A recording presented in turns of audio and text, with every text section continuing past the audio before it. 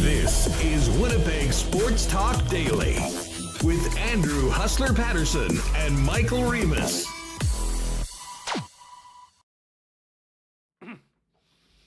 What is going on, Winnipeg and Manitoba? It is game day, game 2 tonight, 8:30 start at Canada Life Centre, Jets and Avs. Welcome to Winnipeg Sports Talk Daily. We are ready to go. Big show today. All over tonight's game 2. Mike McIntyre is going to join us, and we'll also be getting the latest on what exactly is happening with the Colorado Avalanche with Aarif, Deen in Denver a little bit later on. We've got some other guests jumping on today, though, as well.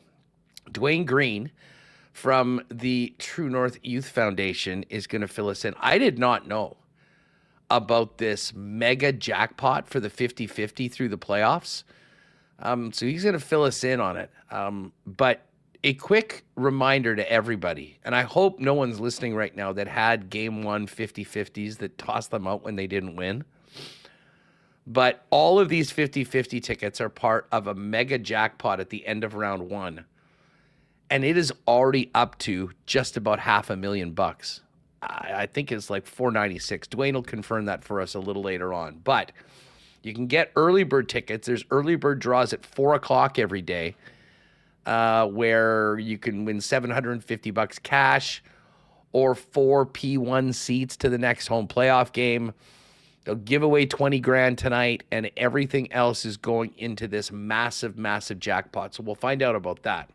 And I'm really looking forward to this. I woke up this morning checking my feed, and one of the first things that came across was Eric Hawerchuk, Dale Hawerchuk's son, taking a picture of himself in front of the Hawerchuk statue, kitty corner to the rink. And honestly, it gave me chills. I mean, as someone of my vintage that grew up watching and idolizing Dale Hawerchuk and having the opportunity to talk to him many times over my life and, career here. I'll always remember the day that's Hawerchuk statue meant up, the family, what he meant to the city, hockey fans around here. And to see Eric, there's the picture right there in front of it saying, it is a great day for some hockey tonight. It was a hell of a way to start the day. Eric is here, and he actually, I think, is involved in a new business venture called Ducky's Dills, Dill Pickles, named after the great Dale Hawerchuk. I saw my buddy Mike Wynn having one at the street party the other day. And Eric's going to come on the program. We'll talk a little puck with him, find out what he's up to. But I do believe he's going to be at Josh Morrissey's new spot in Hargrave Street Market, the 44, giving out free samples before the game. So tonight, if you're down at Hargrave Street Market, Eric's going to be there at 6:30. He's going to join us in the second hour of the program as well, once we get through all of the big storylines around the National Hockey League Stanley Cup playoffs, and in particular, Game 2 tonight. Lots to get to from last night. Some developing stories for series that are getting underway tonight. We'll get to that in just a minute. But before we bring in Michael Remis and welcome everybody in chat, we have to thank our sponsors that make this show happen every day. Big shout out to the gang at Rolly's Transfer. Great to have them on board. As well as the great people at Coolbet Canada, Princess Auto, Wallace & Wallace, Little Brown Jug, Canadian Club, Consolidated Supply, Modern Man Barbershop, Manitoba Battery, Boston Pizza, Big White Oak parties at all the BPs tonight, Royal Sports, the Winnipeg Jets, Aikens Lake, F Apparel, Breezy Bend Country Club, and of course, a why not question of the day for Not Autocorp over at Waverly and McGillivray. Michael Remis, how are you feeling before this late puck drop tonight between the Jets and Avs? I'm ready. I think I'm over the high from game one. I'm ready for another game because, all day yesterday, it just like, think about what an incredible atmosphere it was. 13 goals, what a performance. But, you're seeing other games last night, and already it is here. Time for game two. The weather, getting great, getting my winter tires off tomorrow morning. So hopefully this doesn't go to overtime. Scheduled that one like a month ago. But I'm feeling good. I'm ready for another game. Want to continue the story here on round one of the Stanley Cup playoffs for the Winnipeg Jets. It was so nice to be able to just sit back last night and watch the games without the stress involved of our team being involved. I can't even imagine if, and it happens every now and then in the playoffs where teams have to go back to back. I couldn't have done it yesterday. I mean, I would have if we had to, but it was very nice to have this off day.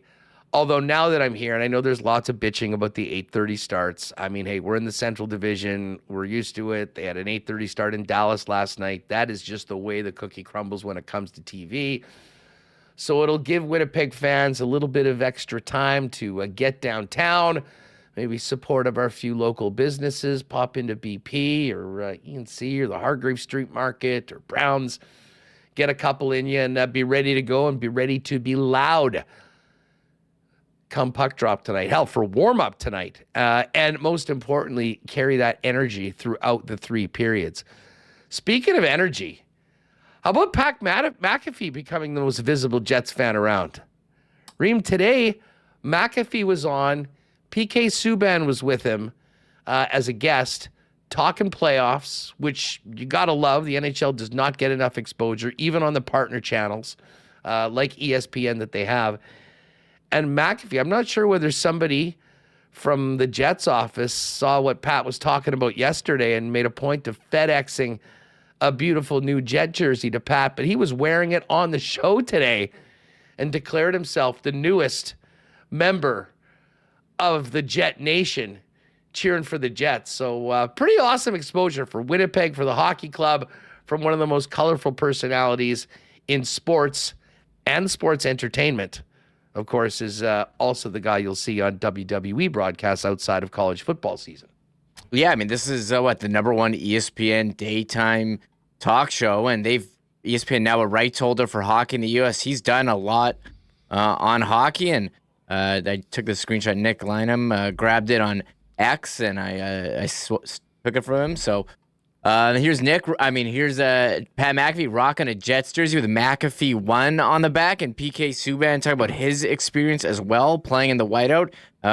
People forget he was on Nashville in 2018, and he got booed pretty good in that series. He said it was the hardest he's ever been booed. PK also played here with the AHL as well. He talked about that. So a lot of good exposure. I mean, everyone's talking about this Winnipeg crowd. I mean, that game, I don't know how you follow that one up. 13 goals, 7-6 win for the Jets. Everyone's going bonkers. 8:30 start tonight. For me and all the young dads out there, I'm happy about the 8:30 start. Put the kids to bed and watch the game. I know T. Will in chat. He agrees. He agrees with me.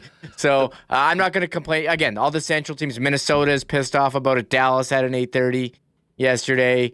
You know what I'd be a lot more angry about? My team not being in the playoffs and not having a chance to be there for an 8:30 start. And I see Larry TSG blank that Huss.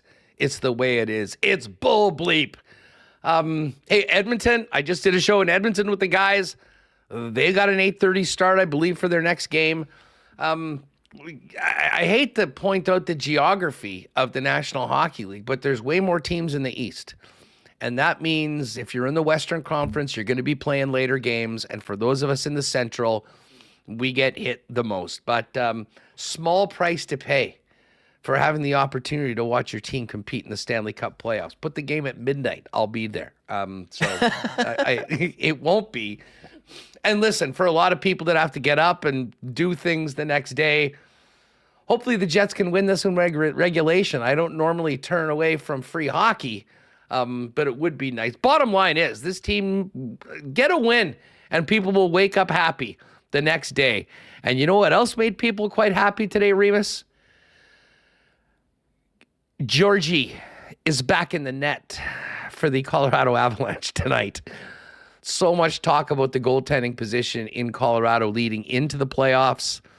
Georgiev getting pounded by the Jets in their last 2 games, and he is back in it tonight. There are the game 1 stats: 23 shots faced, 7 goals against, a .696 save percentage, and an incredible goals save above expected of minus 4.84. I'm not sure I've ever seen that before. Although I also saw the Jets' expected goals were like 1.3 last game. I will call BS on that. I mean, if you saw some of the chances the Jets had that they converted on, I mean, these weren't all muffins that were going past Georgiev. But the bottom line is, I know Connor Hellebuck is going to step up his game tonight. I have no idea what the Avs are going to get from Georgiev, but I think there's a lot of people on the Avs side that are absolutely petrified every single time the Winnipeg Jets have the puck in shooting vicinity of the guy that's going to be tasked with holding it down this evening. Yeah, I think that's the biggest question mark heading into the game. I mean, numbers from Money Puck, minus 4.84, goals saved above expected, not ideal. 696 save percentage, not great. And you're not going to win games with that kind of performance. They said it needs to be better. They did make a roster move. It was Arvid Holm who was the backup because Annunen, the regular backup, he's out with illness. They called up Prosvetov from Colorado. We'll see if they'll go to him because it seemed like they didn't want to make the change yesterday, even though maybe you had to at some point. So goaltending, the story to watch for the Avalanche and for the Jets. I think zero concerns. Hellebuck, when I don't think he was. Some of those goals has complete bouncing flukes, a couple tips, a couple screens. When he has that type of game where he allows a lot of goals, he usually bounces back with the win. So how's he going to perform? No concerns on the Jets end in that area, and we'll see how the rest of the team plays. They did talk about some nerves heading into the game. I think you saw that for the first 10 minutes. We talked about they got outshot 11-1, and they did kind of get away from their style that led them to being the Jennings Trophy winners. So can they get back to that here in Game 2? And playing in front of the whiteout, it's certainly intimidating, I think, for both sides, especially maybe you feel a bit extra pressure at home. They hadn't had a home win since 2018 in the playoffs, but I think they'll be better equipped and better, what to expect now coming in for Game 2 here tonight, as you said, the 8:30 start. I know there's a lot of people that have taken to calling Georgiev Forgiev for his knack of giving up 4 goals. I will just mention to you that Jets over 3.5 is plus 156. Plus 156 over at Coolbet right now, and I may or may have not just pressed send on one to get ready for tonight's game. We'll get to the Coolbet lines a little bit later on. Listen, just before we get to Rick Bowness, and Mike McIntyre is going to join us. Big news out of Vancouver, Remis, and this is just breaking over the course of the last, I don't know, I caught wind of it with about 15 minutes left in the lock shop. Very bad news for the Vancouver Canucks, it seems, in that Demko, their starting goaltender, who returned just before the end of the season, is out. Frank reporting that Thatcher Demko is out for Game 2, and his status for the series is questionable. They do not have a Laurent Brossoit behind Thatcher Demko. Casey DeSmith was very average, I would say. And this is, listen, they got the win. 2 goals in 9 seconds to completely flip that game. But I'll tell you what, if they don't have Demko playing, that is going to be a hell of a tough challenge for the Vancouver Canucks to get past what I think is still a really good Nashville team. Yeah, I mean, Thatcher Demko, he was such a big part of their success in the first half. His numbers on the season has 918 save percentage, 245 goals against. Casey DeSmith, who took the majority of the starts, he had 27 starts this season. That's 895 save percentage, 289 goals against. And that is a bit of a dip there. And we talked, how Vancouver, their shooting percentage very high, came a bit down to earth there in the second half, and also their goaltending was not the same with Thatcher Demko out. So he played the first game, and he's out for game 2. Status for the series questionable. That is a big blow to Vancouver, and talk about crazy atmospheres. Vancouver's a team that hadn't been in the playoffs for a number of years, and their fans very hyped there in game 1. Brought back Where the Streets Have No Name intro. I see Ryan Kessler is going to be in the house for game 2. They have Chad Kroger and Kevin James were there. So stars are coming out in Vancouver, but they won't have their all-star. I thought Kroger's an Oiler guy, isn't he? I think, there's some country. Yeah, I think. Well, they're from Hanna, Alberta. Yeah. There was some country music festival in Vancouver taking place. So Nickelback is playing at it. So they had. And I just saw the tweet from the Canucks. So it's like, hey, here's Kevin James getting a Canucks jersey, and Chad Kroger's like the seat in front of him, and no one's mentioning him. So we'll see I know we'll be a good chance to watch. It's going on the same time as the Jets game. Interesting TV schedule tonight, Huss, with the 4 games on. You do have 6 o'clock Capitals at Rangers, 6:30 Lightning at Panthers, 8:30 Avalanche at Jets, and 9 o'clock Predators at Canucks. So you're going to need 2 TVs tonight. I like TVs, or have an extra one on a tablet. The app is really good. So it's going to be tough tonight. The one thing I'll say, listen, I totally get it why they stagger these games. You're trying to have, the people are going, I go to intermission and I can't see another game, so they start them half an hour apart. I would also... I would probably prefer if they went 6 o'clock, 7 o'clock, 8 o'clock, 9 o'clock. Mm-hmm. And we had the 8 o'clock start here. They can do the West Coast game at 9 and then do a 7 o'clock start and an 8 o'clock start in the East. But right now that isn't the case. Here's Dom Zappia in chat. The Avs played a really good game offensively. Helly has to steal this game. If he does, it'll put lots of doubt in their minds. So let's say, what do we have to do to beat these guys? I'm not going to put this all on Hellebuck. Listen, the Jets need to play a much better defensive game. Like Lowry said, Bones isn't going to be preaching 7-6 in those meetings before the game. I think the Jets were a little too loose. The puck management wasn't as good as it needs to be, and their offense made up for it. But that's not the blueprint for the Winnipeg Jets. And for sure, Hellebuck, as he said, the numbers are one thing. The wins are what he thinks about, and as long as he's good enough to get the win for the Jets and send them to Denver 2-0, he'll be happy about it. Von Nyla, Little Brown Jug is the nominee for the People's Beer tonight. You gotta love it. Good luck to our friends at Little Brown Jug. It's the WS Tears beer. I know that, and I know that I'll be having a couple generics at Canada Life Center today, cheering on the Jets against the Avalanche. So shout out to our friends at Little Brown Jug. Hopefully they grab that one. Grab that nomination. In addition to the news out of Vancouver, we did have action last night. The Leafs even the series against the Boston Bruins. And the miracle, Mark Stone, comes back from the injured list and scores a minute 23 into the first period to get Vegas on the ice. I believe he was second in ice time yesterday, Reem, for the Vegas, or at least amongst the forwards. He is truly a miracle. The irony is pretty thick, and you knew the second he scored on his first or second shift of the game, there was going to be even more discourse about Vegas and the ways they go about getting ready for the Stanley Cup playoffs.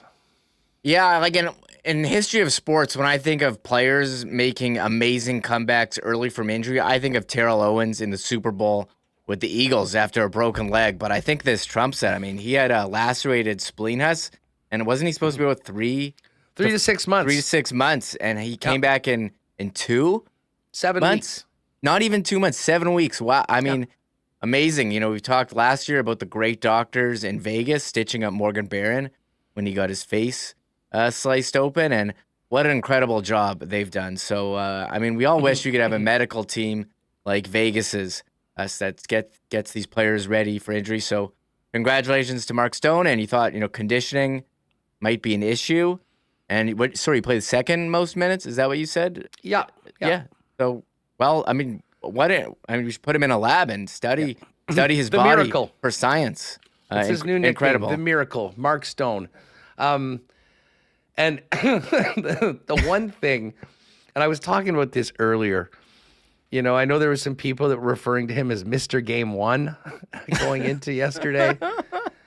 And the fact of the matter is, and I know it's Passover, by the way, happy Passover to all our Jewish friends, yourself included, Michael. Easter, I believe, is the time when Jesus rose and we celebrate Easter. Christians celebrate Easter each and every year.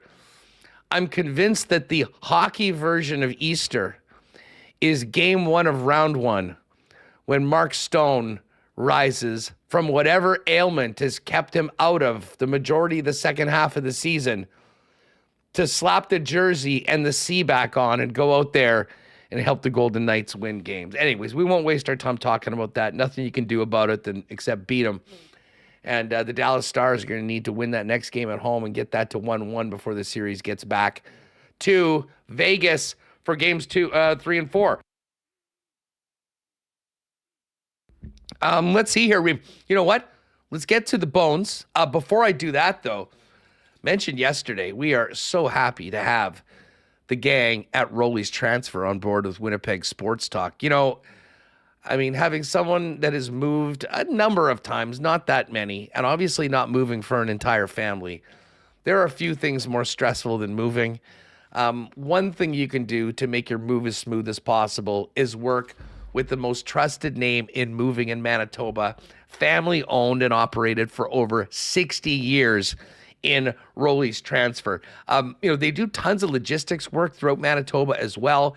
And because of that, they're so well connected through everywhere in southern Manitoba for the most part, including up into the Interlake, that they've got more routes, more opportunities, better prices, and flexible times to make the move at a time that works for you and your family.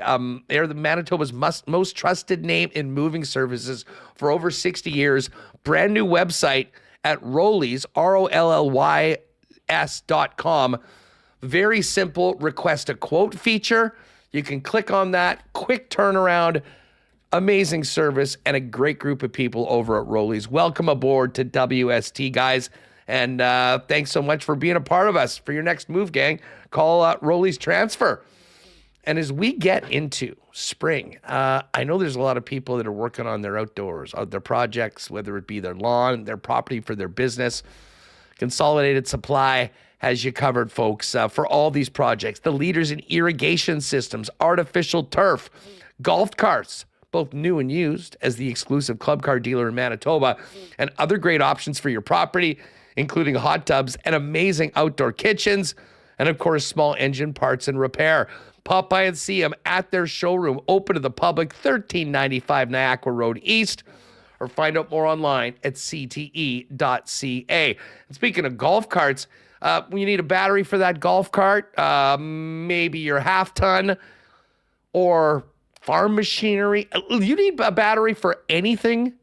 Right now, you need to get over to manitobabattery.com and check out the spring sale, getting us ready for what should be a great spring and summer.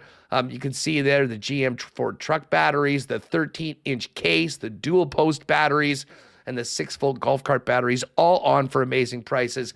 24/7, 365, Manitoba Battery has the best prices in town, and you can shop local while doing it, and they'll deliver it to you for free anywhere in the city of Winnipeg with any purchase over $60. It is just that easy. But right now, get ready for spring, the Manitoba Battery Spring Sale, manitobabattery.com. 2 locations now, including the new location on the south side over on Dovercourt. And just before we hear from Bones, guys, if you need to get that look right for the playoffs in the new season, get on down to Modern Man Barbershops. 8 locations in the city of Winnipeg, conveniently located near you, with the two newest locations, Pembina Highway and Plessy Road. Modern Man has great haircuts, beard shaping, shaves, color services, and more. Make an appointment and book your look right now at modernmanbarber.com. Give him a follow on Instagram as well, at Modern Man Barbershops. All right, let's hear what Bones has for us before Mike McIntyre joins us in about 10. Bones spoke after the morning skate today, knowing that the PK was 0 for 2. Talked about if they need to be more disciplined. I thought the officials did a great job. Thought they did an excellent game. I think they let us play. Both teams play. There's some minor things both sides could have been called for, but they were smart. They let the guys play. That being said, yeah, we have to continue to stay out of the box. We have nothing but respect for that power play. It's clearly very dangerous, and it's a big part of their weapons. So discipline is a big part of our game plan. I thought the Jets were pretty disciplined, and I kind of agree with Bones. There wasn't really any ticky-tack calls. There wasn't that many power plays to begin with, just 2 on each side. But the bottom line from a Jets perspective is the Colorado power play was 2 for 2. So the best defense for that, Remis, is simply staying out of the box whenever possible. Yeah, that there was a couple things maybe they could have called, but it wasn't egregious. I think it was after the Jets' first power play. I think the Avs did trip someone, and everyone knows in the playoffs you just can't get 2 penalties in a row. You can't get 2 power plays in a row to manage the game. So we'll see how it was. So I thought it was fine. We'll see how it is. Certainly is always a story how they're gonna call it. They seem to be tight, early, and as the playoffs go on, more and more things get let go. But yeah, the Jets have preached discipline before, and we saw the dangerous power play. I mean, McKinnon, Rantanen, and it was shots from the point there. Lehkonen tipping one, and Cale Makar just finding a seam through and getting the shot on Connor Hellebuyck. So the power play, special teams, always a factor. And the Jets, they were 1 for 2. The power play was looking pretty strong there. Us, even on that first one, they didn't score, but I thought they moved it around really well, and that's something that we didn't really see a lot, when they struggled. But again, for them, stay out of the box and do what you can. Do what you can. And on the power play, shoot the puck. And I think that is definitely going to be a message from Bones. Shoot early and often on Georgiev, and do not allow him to regain any confidence. And by the way, fans, feel free to get that Georgie chant right from the beginning of warm-up tonight, to be perfectly honest. Let's let him know that he is in enemy territory tonight. The one thing I didn't have on the bingo card was just how physical the game was. Well over 100 hits in the game. And I don't think that the stat tracker was just being trigger happy. I mean, a lot of bodies laid out. Bones talked a little bit about the physical nature of game 1 and the need for that to continue. Listen, when you're playing it, it's a 7-game series. You every chance you get, you've got to finish your checks. Does that mean you want to run all over the ice and hit them up? Absolutely not. Don't want to chase the game. When the opportunity is there to finish checks, they're doing it. We're doing it. Every series is doing it. So you're hoping as the series goes on that you're wearing guys down. But again, like Dilly's point is right. Don't go chasing the game. Don't go running all over the ice. You're gonna get it takes us. We want to get the structure back, right? We don't want to keep opening things up by running around going for big hits, but certainly when it's there, you got to take advantage of it. They are, and so will we. All right, there is Rick Monis on the physical nature of the game. Now, this next one's interesting, and it's on the energy level. And he was asking if they can, expect that same energy. I would suggest that the Jets' energy needs to be, a little more focused and composed, because to be honest, early on, there were some nerves. And listen, that happens, when you're playing in front of a building and a crowd, the way people turned out and the energy that was in Canada Life Center to begin the game. But here's what Bones had to say on if they can expect the same energy from the club. we want to play with energy. We want to play with structure. We worked hard last game, but sometimes we didn't work in sync, and we didn't work with a real purpose. So we just want to get the 5 guys out there back working hard with energy, but being in sync and looking like a team that is a little tighter than we saw last game. Yeah, and listen, a lot easier to kind of chuckle about it because of how many goals you put past the other netminder, and bottom line, won the game. But there is absolutely no question that Bones over the last 36 hours or so, Remis, has been working through video with his club to get back to that structure that has been such a big part of their success up until this point of the season.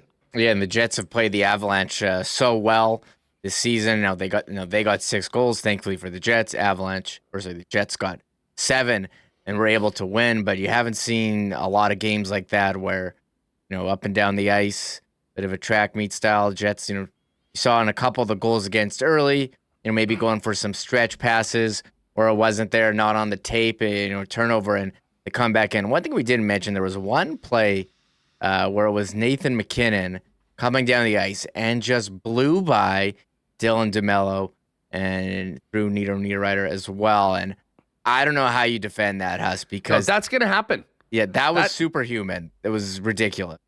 Dude, he does that every single game, and he makes the best in the league look like they're overmatched. And to be honest, just about if you give that guy that much time and space, he is going to outmatch pretty much everybody in the National Hockey League. And that is what Bones was talking about, getting back to that structure and minimizing the opportunities for Nate MacKinnon to get to top speed and really make the most of his God-given abilities.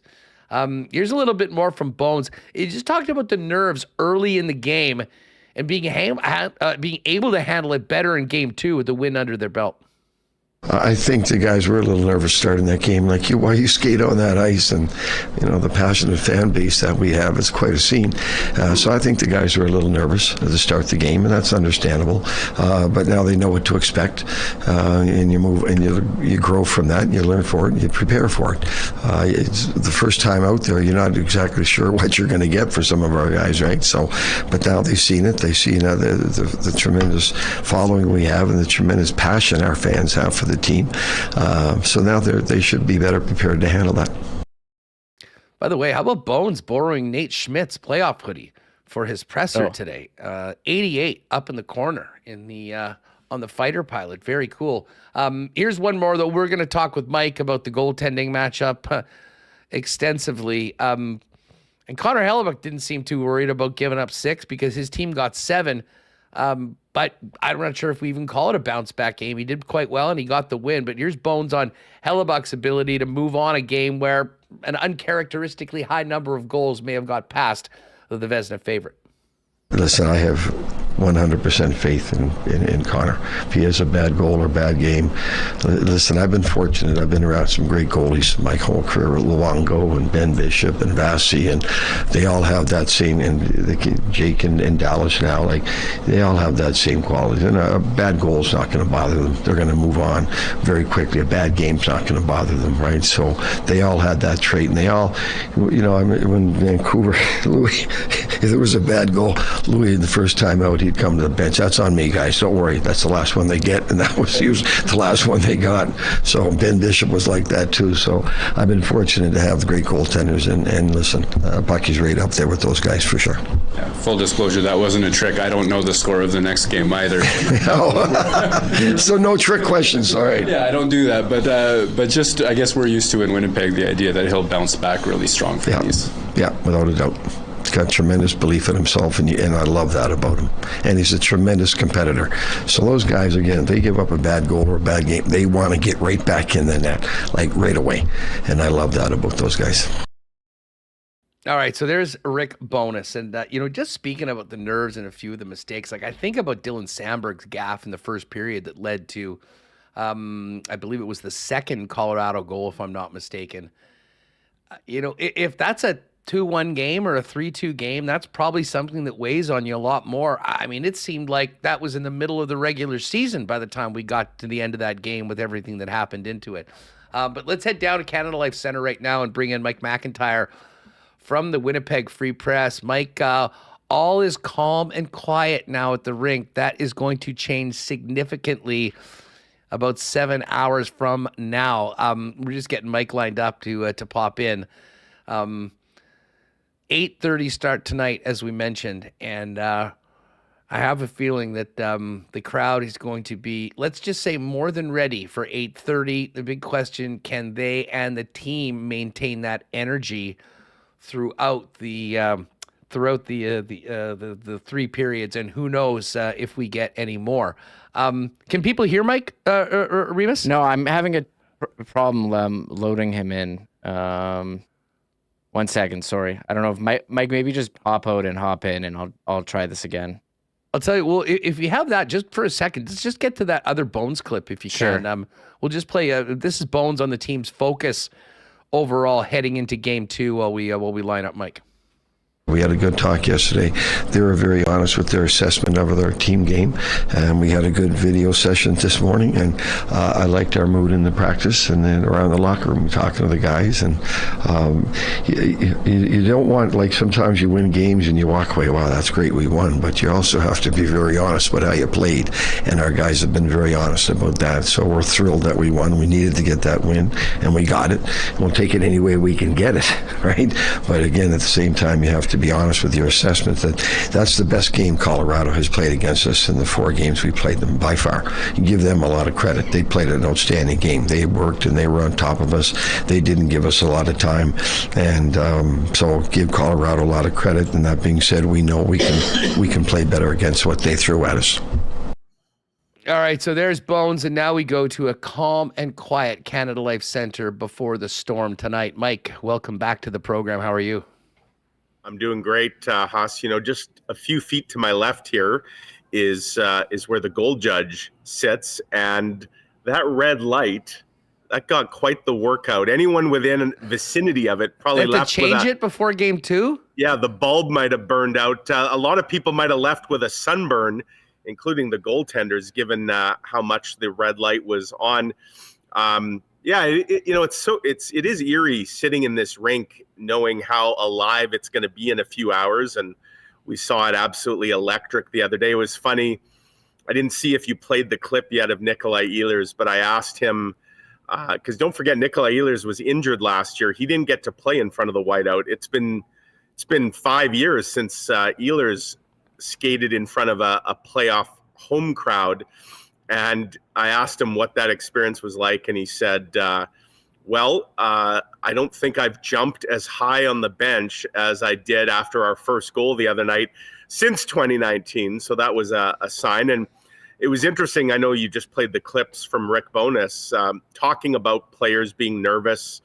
How could you not be? Like, this was a very different atmosphere than a regular season game. And for guys that haven't experienced it yet, they certainly got the full roller coaster of emotions on Sunday night. And you'd expect those to maybe be a little more in check tonight. I am very curious to see how both these teams come out. I'm guessing they both, given the comments we've heard in the last 48 hours, both teams feel like they have a lot they could clean up. So do we get a defensive gem tonight, a 2-1 or a 3-2 goalie duel, or do both these teams have so much skill that they just can't help but get back into a track meet? Time will soon tell.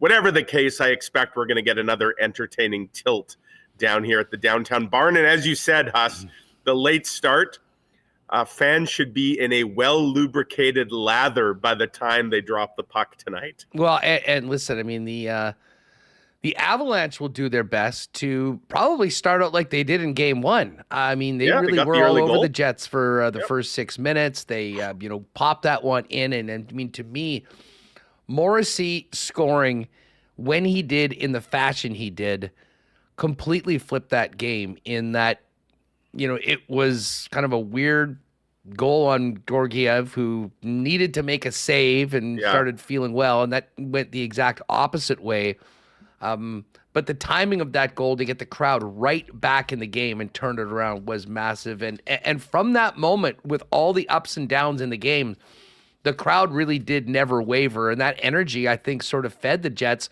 whether they were trying to score goals or whether they were trying to defend the onslaught of the Avalanche waves. Well, and you look at that first goal, Huss, I think, one of the really good signs for the Jets, we've talked a lot about the Scheifele and Connor duo, right? And, they have a lot of faults at times, but they also have a lot of positives that they can bring. And there was an example where you needed a response. You'd just given up the first goal. You didn't want your crowd to be completely out of it. And that top line, and specifically Scheifele and Connor, they both made really nice plays. Scheifele along the wall, Connor more at the blue line to set Josh Morrissey up. There was some good rotation, some good puck movement, and they get that goal, and the Jets are off and running at that point. So that was what you like to see from your top players, and I think we saw great performances on both ends from the Avs and the Jets, of the stars shining pretty brightly the other night. And then we also saw some great, depth performances. And it seems odd calling the captain of your team a depth piece, but given the role Adam Lowry plays, he's not expected to produce a ton of offense. And, Adam Lowry, as he's done in so many ways this season, kind of puts the team on his shoulders and leads by example.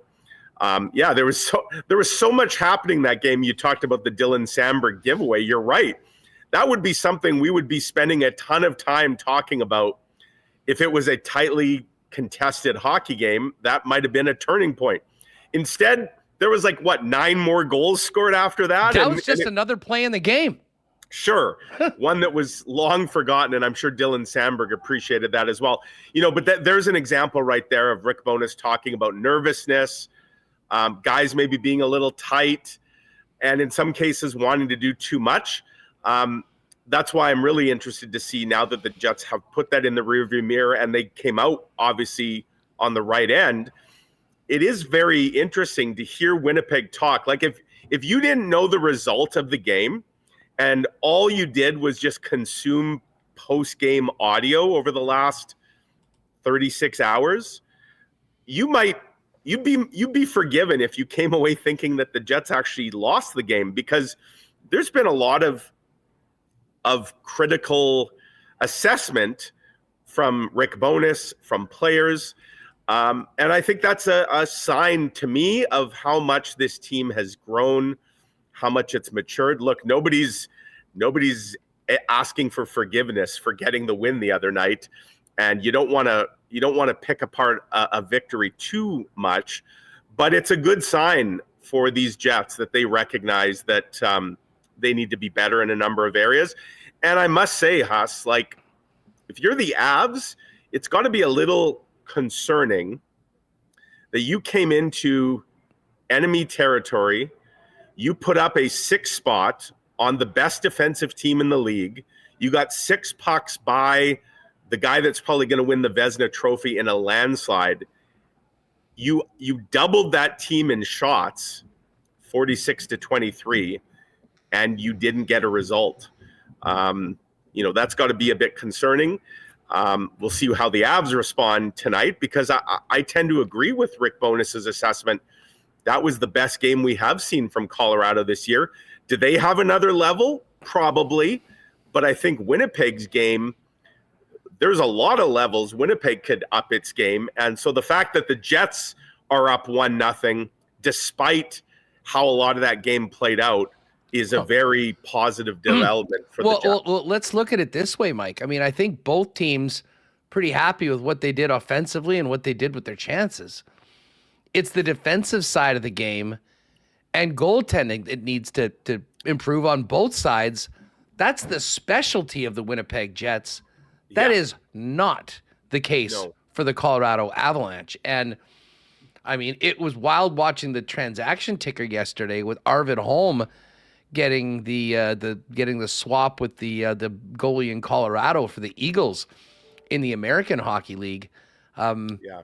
You would have to think if Annunen was able to play tonight, he would be in. My pal Will Paterson, who works in Denver media, tweeted during the game that Georgiev should never play another game for the Avalanche in the middle of game number 1. But Prosvetov is going to come here. At least they should have a more, serviceable guy to throw in, I guess, if they need to. But the bottom line is the pressure on Georgie is going to be massive tonight. And I guarantee you there's going to be 15,000 people more than willing to remind him of that once he gets in tonight's net. I would agree wholeheartedly that the leash tonight is going to be considerably shorter. I don't know that there even was a leash the other night, Huss, because I think put it this way. You forgot the leash at the hotel. Yeah, the Avalanche, they got caught woefully unprepared by having Arvid home as their backup the other night. And I get that they maybe didn't anticipate the illness was going to cause the issue that it did, but to not have a guy that you would trust to put in net should things go south as they did, clearly there was no trust in putting Arvid home in there. And I do wonder if they had the goaltending that they now are going to have tonight, with the backup that they've now summoned, who's their much more capable third stringer. Like Arvid Holm, he's not their third stringer. He's their fourth or their fifth or whatever.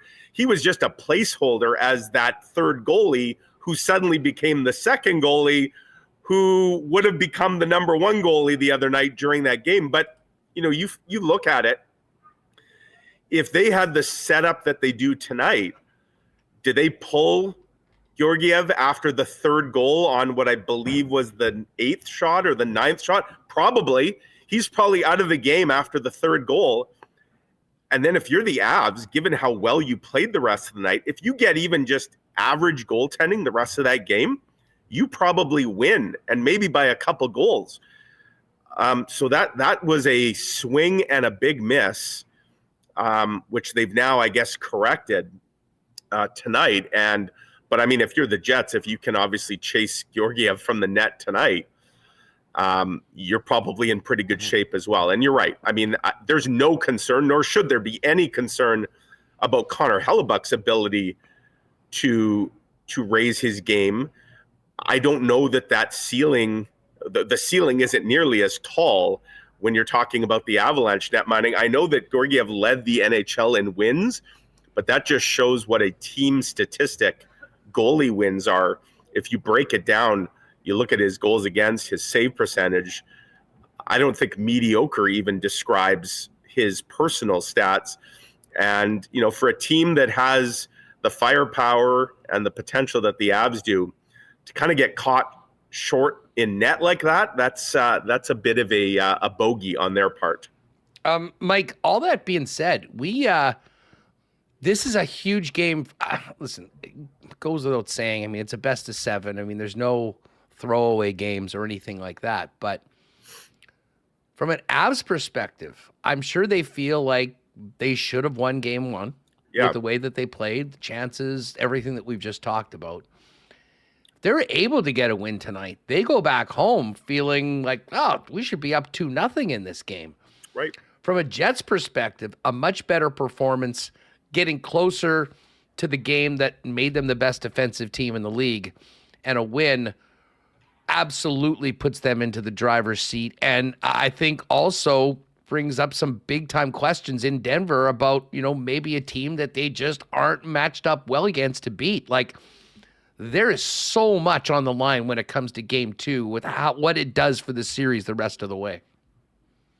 Oh, agreed, 100%. And I know that there's the saying, like, you're never in trouble until you lose a game on home ice if you're the road team that starts on the playoffs. So that's an expression that's been trotted out for teams that do drop the first 2 on the road to kind of make them feel better, I guess, about their lot in life. But the fact is, if you're down 0-2, I don't care that you haven't had a game in your own building yet. 0-2 is still 0-2. It means that either you got to win 4 in a row or 4 out of 5 at worst to take the series. And that is a big hole not one that, I mean, teams can certainly dig themselves out of it. But yeah, if you're the Jets, you have to look at tonight as an opportunity to really put the Avs in a difficult spot. And again, I think what Winnipeg has going for it is the fact that they know they weren't nearly at their best, and they feel Colorado was maybe close to its best, and yet they got the desired result. You know, it'd be an entirely different story if the Jets felt like they were so far above the Avalanche in terms of game one performance, and they still only won by a goal. Then you're thinking, well, yikes, you know you're going to see a lot better from Colorado, and you wonder, can the Jets play at that level again and keep that up? Well, that wasn't the case at all. In fact, the reverse was true, and that's why I found it interesting. You know, we talked with Rick Bowness yesterday about comparisons between last year and this year, and it's inevitable in this market. People are going to talk about what happened last year. The Jets won game one last year, albeit it was on the road in Vegas, and then they went and lost 4 straight and were quickly ushered out of the playoffs. As Rick Bowness told me yesterday, Huss, he doesn't see any similarities because look at game one last year in Vegas. The Jets went in, they played a near perfect hockey game last year in game one. They weren't anywhere close to perfect in game one the other night. So it is a bit of an apples and oranges comparison. Whereas Rick Bowness said he felt last year they took the foot off the gas after game one. He feels that they need to put their foot on the gas. It wasn't even really on the gas pedal the other night. Certainly offensively, yes. But again, they only had 23 shots. The 7 goals were more a product of Colorado's horrific net minding. And yes, some really good finishing by Winnipeg. Also defending, though. I mean, and this is why, like, I saw that expected goals number, which was like 1.3, and I'm like, okay, that's just does not compute because right when you think about, I mean, Nemetsnikov's goal, Kyle Connor, I mean, the Mark Scheifele tap in from right in front of the net. I mean, quantity does not always match the quality, and the quality of the Jets' chances, which were converted, were all big-time opportunities that the Jets, to their credit, finished on. For sure. And, you know, you look even at some of Colorado's, right? Like, I know we talk about Connor Hellebuyck, and he can be better because at the end of the night he gave up 6 goals. But I don't know that there's one goal you could point at that Connor Hellebuyck gave up and say, well, that was an absolute stinker. Yeah, I mean, he'll say that he feels like he should have stopped them all. But that's why it was such a weird game in a number of ways, including just the bounces, you know, pucks hitting guys, just a lot of good puck luck for both teams that you have to think that that's going to regress a little bit. And that's why maybe, I mean, as fun as another 7-6 barn burner tonight would be, I wouldn't necessarily be betting the mortgage, Huss. I don't know what the over-under is set for tonight. I got to think it's crept up a little bit, though, after game one. But I don't know. I feel like you might the under might be the safer play tonight because I got to think both teams are going to try. They're going to come out with a little more attention to defensive detail, kind of, you know, protecting the house and probably trying to play a little more careful game. We'll see if that translates to a lower scoring game. Yeah, I don't know. I easier said than done against a team like the Avs. And I think the Jets also know that, I mean, they're going to need to, and I would expect them to put a ton of pucks on net early and try and get to Georgiev and just, you know, have him continue the space that he's been in for a good part of the regular season, but especially the end. We talk about guys on the Jets leading the way. You mentioned the captain, Adam Lowry. You know, last year, if you recall, Adam Lowry had 4 goals in 5 playoff games. And, he led the team. And I don't think there was a question that he was the Jets' best forward. He also, if you recall, when the team was struggling at the end of last year, and he'd gone through his long goal-scoring drought, you know, in the start of the second half of the year, who was the guy getting it done, putting the team on his back often when they absolutely needed it? It was Adam Lowry. And we saw playoff mode Lowry in spades on Sunday night. I mean, what a performance from the captain. And honestly, it's so important. I mean, the fact that he was able to get 2 going head-to-head with McKinnon and trucking him on that goal that went, off the bizarre one that went off the post. Physics. Just from a matchup perspective, you would have loved them to limit a little bit more chances for McKinnon. But as far as what Lowry and his line was able to do in the other end, a very, very good sign early in the series. Yeah, it was. And it wasn't just the finish on that second goal where he kind of outmuscled McKinnon of all players, but how about to get the puck in the first place where he absolutely bodied none other than Mikko Rantanen, who was a big, heavy beast player himself. That was just that one will be on the Adam Lowry personal highlight reel at the end of his career for sure. And you're right, Huss. I actually crunched the numbers yesterday. Adam Lowry, and again, he's counted on to do a lot more than produce points, but isn't it interesting that this is a guy, I think he's now played 45 career playoff games, something like that. His points per game in the playoffs is actually higher than his career points per game in the regular season.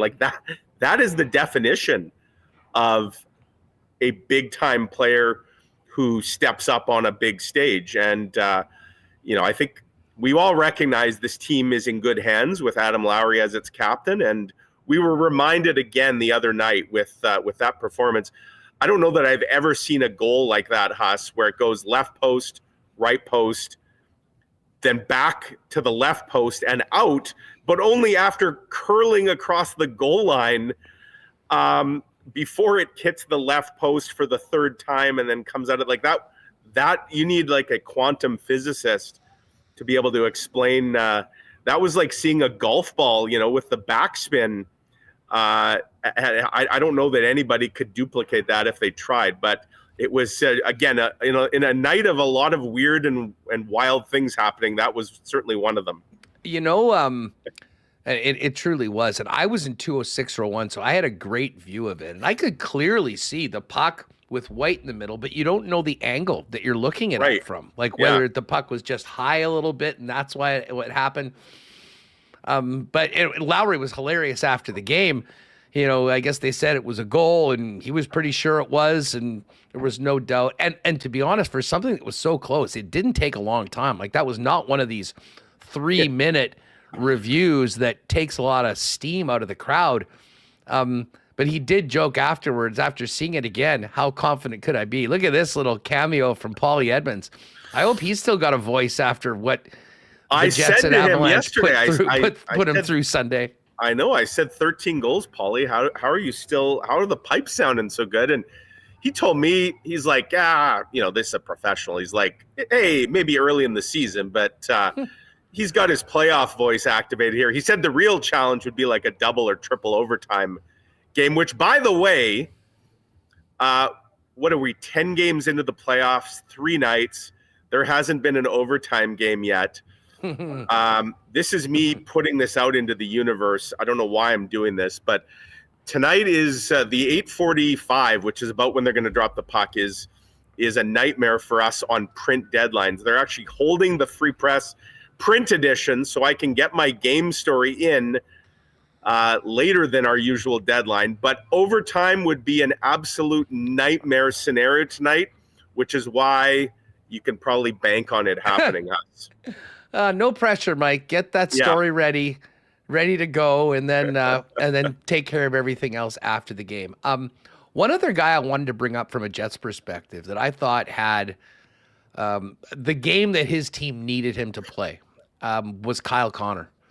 Yes. And we've spent a lot of time talking about Kyle Connor and Nikolai Ehlers, and certainly, the defensive side of the game is never going to be the strength of Connor, but his play, not only finishing with 2 goals, but if you saw Kyle, utilizing his body position better than I can remember in a long time in the offensive zone to set up the Mark Scheifele goal from Gabriel Velarde, it seemed like KFC came to play and understands what is expected of him, much like all of his teammates, to raise that level. And I'm not sure we spent enough time yesterday with all the insanity talking about it. But man, that was a good sign for Winnipeg. Well, and another play that I remember vividly, I can't remember though if it was in the second period. I think it was in the second. That again, it doesn't make it on the highlight reel or the stat sheet or anything. But I remember there was a back check by Kyle Connor where he came back hard and lifted a stick and just stole the puck in his own end to thwart a chance. And it's like, okay, normally that's a play you wouldn't even signal that out for some players. But when you see Kyle Connor, whose defensive acumen has at times been questioned, that to me was a sign of his engagement. And you're right, Huss. I mean, I mentioned the first goal by Morrissey. Like Kyle Connor made a really nice play at the blue line to kind of create some movement and some chaos that kind of helped open the seam that Josh Morrissey found. And then, yeah, I mean, we know his ability to finish from in close, but I just saw a very determined Kyle Connor. And I think, that again, I mentioned the maturity of this group. Look, this is a team, this same core from Ehlers and Connor and Lowry and Scheifele and Hellebuck and Morrissey. Like, these are guys, they were here in 2017, 18. They were here the year after when the bottom kind of fell out. They've been through a lot. And I think there's a recognition that these opportunities, they don't come along all the time. And as you get up there in age a little bit, not that Kyle Connor's an old player, but like these are opportunities you don't want to let them go to waste. And I get the sense that I think Rick Bowness has touched on that a bit just with what he's seen and heard and observed from this group, that there is kind of a quiet confidence, a kind of workmanlike mentality. And I think a lot of that starts with players like Kyle Connor, who, it's probably a sign of growth and maturity and all that, but it's a great sign for the Winnipeg Jets for sure. It's funny. I think I literally just removed this from my memory bank because I didn't want to think about it because I've been in the seats for so many of these games. But it wasn't until after the Jets won on Sunday did I realize how long it had been since they'd won in the whiteout. Game 1 of the 18 conference championship series against the Vegas Golden Knights. Mike, there's a lot of players that have played in a lot of those games in between. Just from a mental standpoint, never mind the task at hand and winning the way that they did in the fashion that they were able to, but how important is it just to get off on the right foot in front of the crowd? That can be such a benefit to you when things are rolling. Well, it's a perfect example of how perception sometimes can become reality, and the perception that the Jets have at times wilted under lofty increased expectations and pressure, that this group hasn't always handled adversity in the way that you'd like, and that would certainly extend to playoff performances in front of packed houses ready to explode that have often left here in recent years disappointed.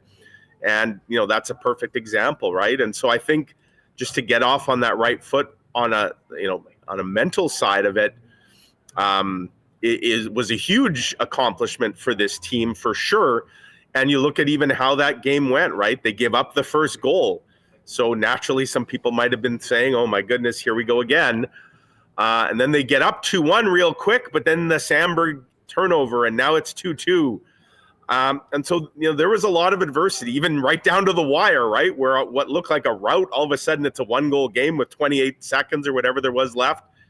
And you're thinking, my goodness, this group just can't get out of its own way at times. So I think the mental hurdle was a big one to overcome for sure.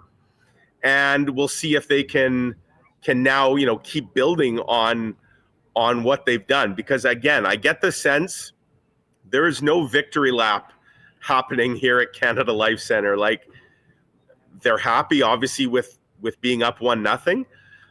But they recognize that maybe it's not the most sustainable way that it was accomplished, and that they can be a lot better. And that's a good sign. And I think this is a group that is out here to maybe prove some doubters wrong.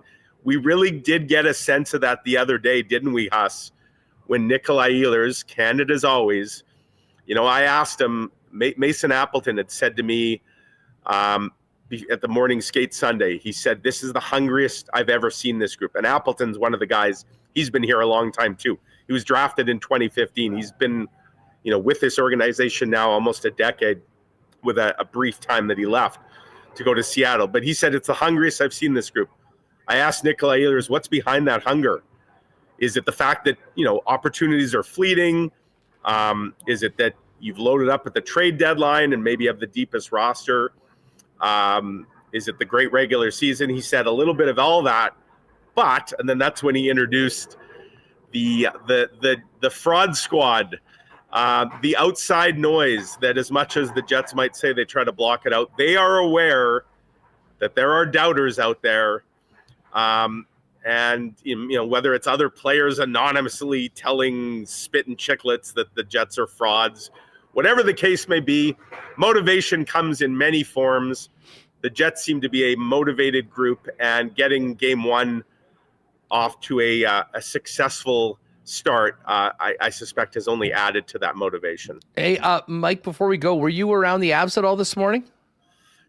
I was, yes, briefly. What was the vibe around Colorado after that circus on Sunday, heading into a huge game for them tonight, as we laid out?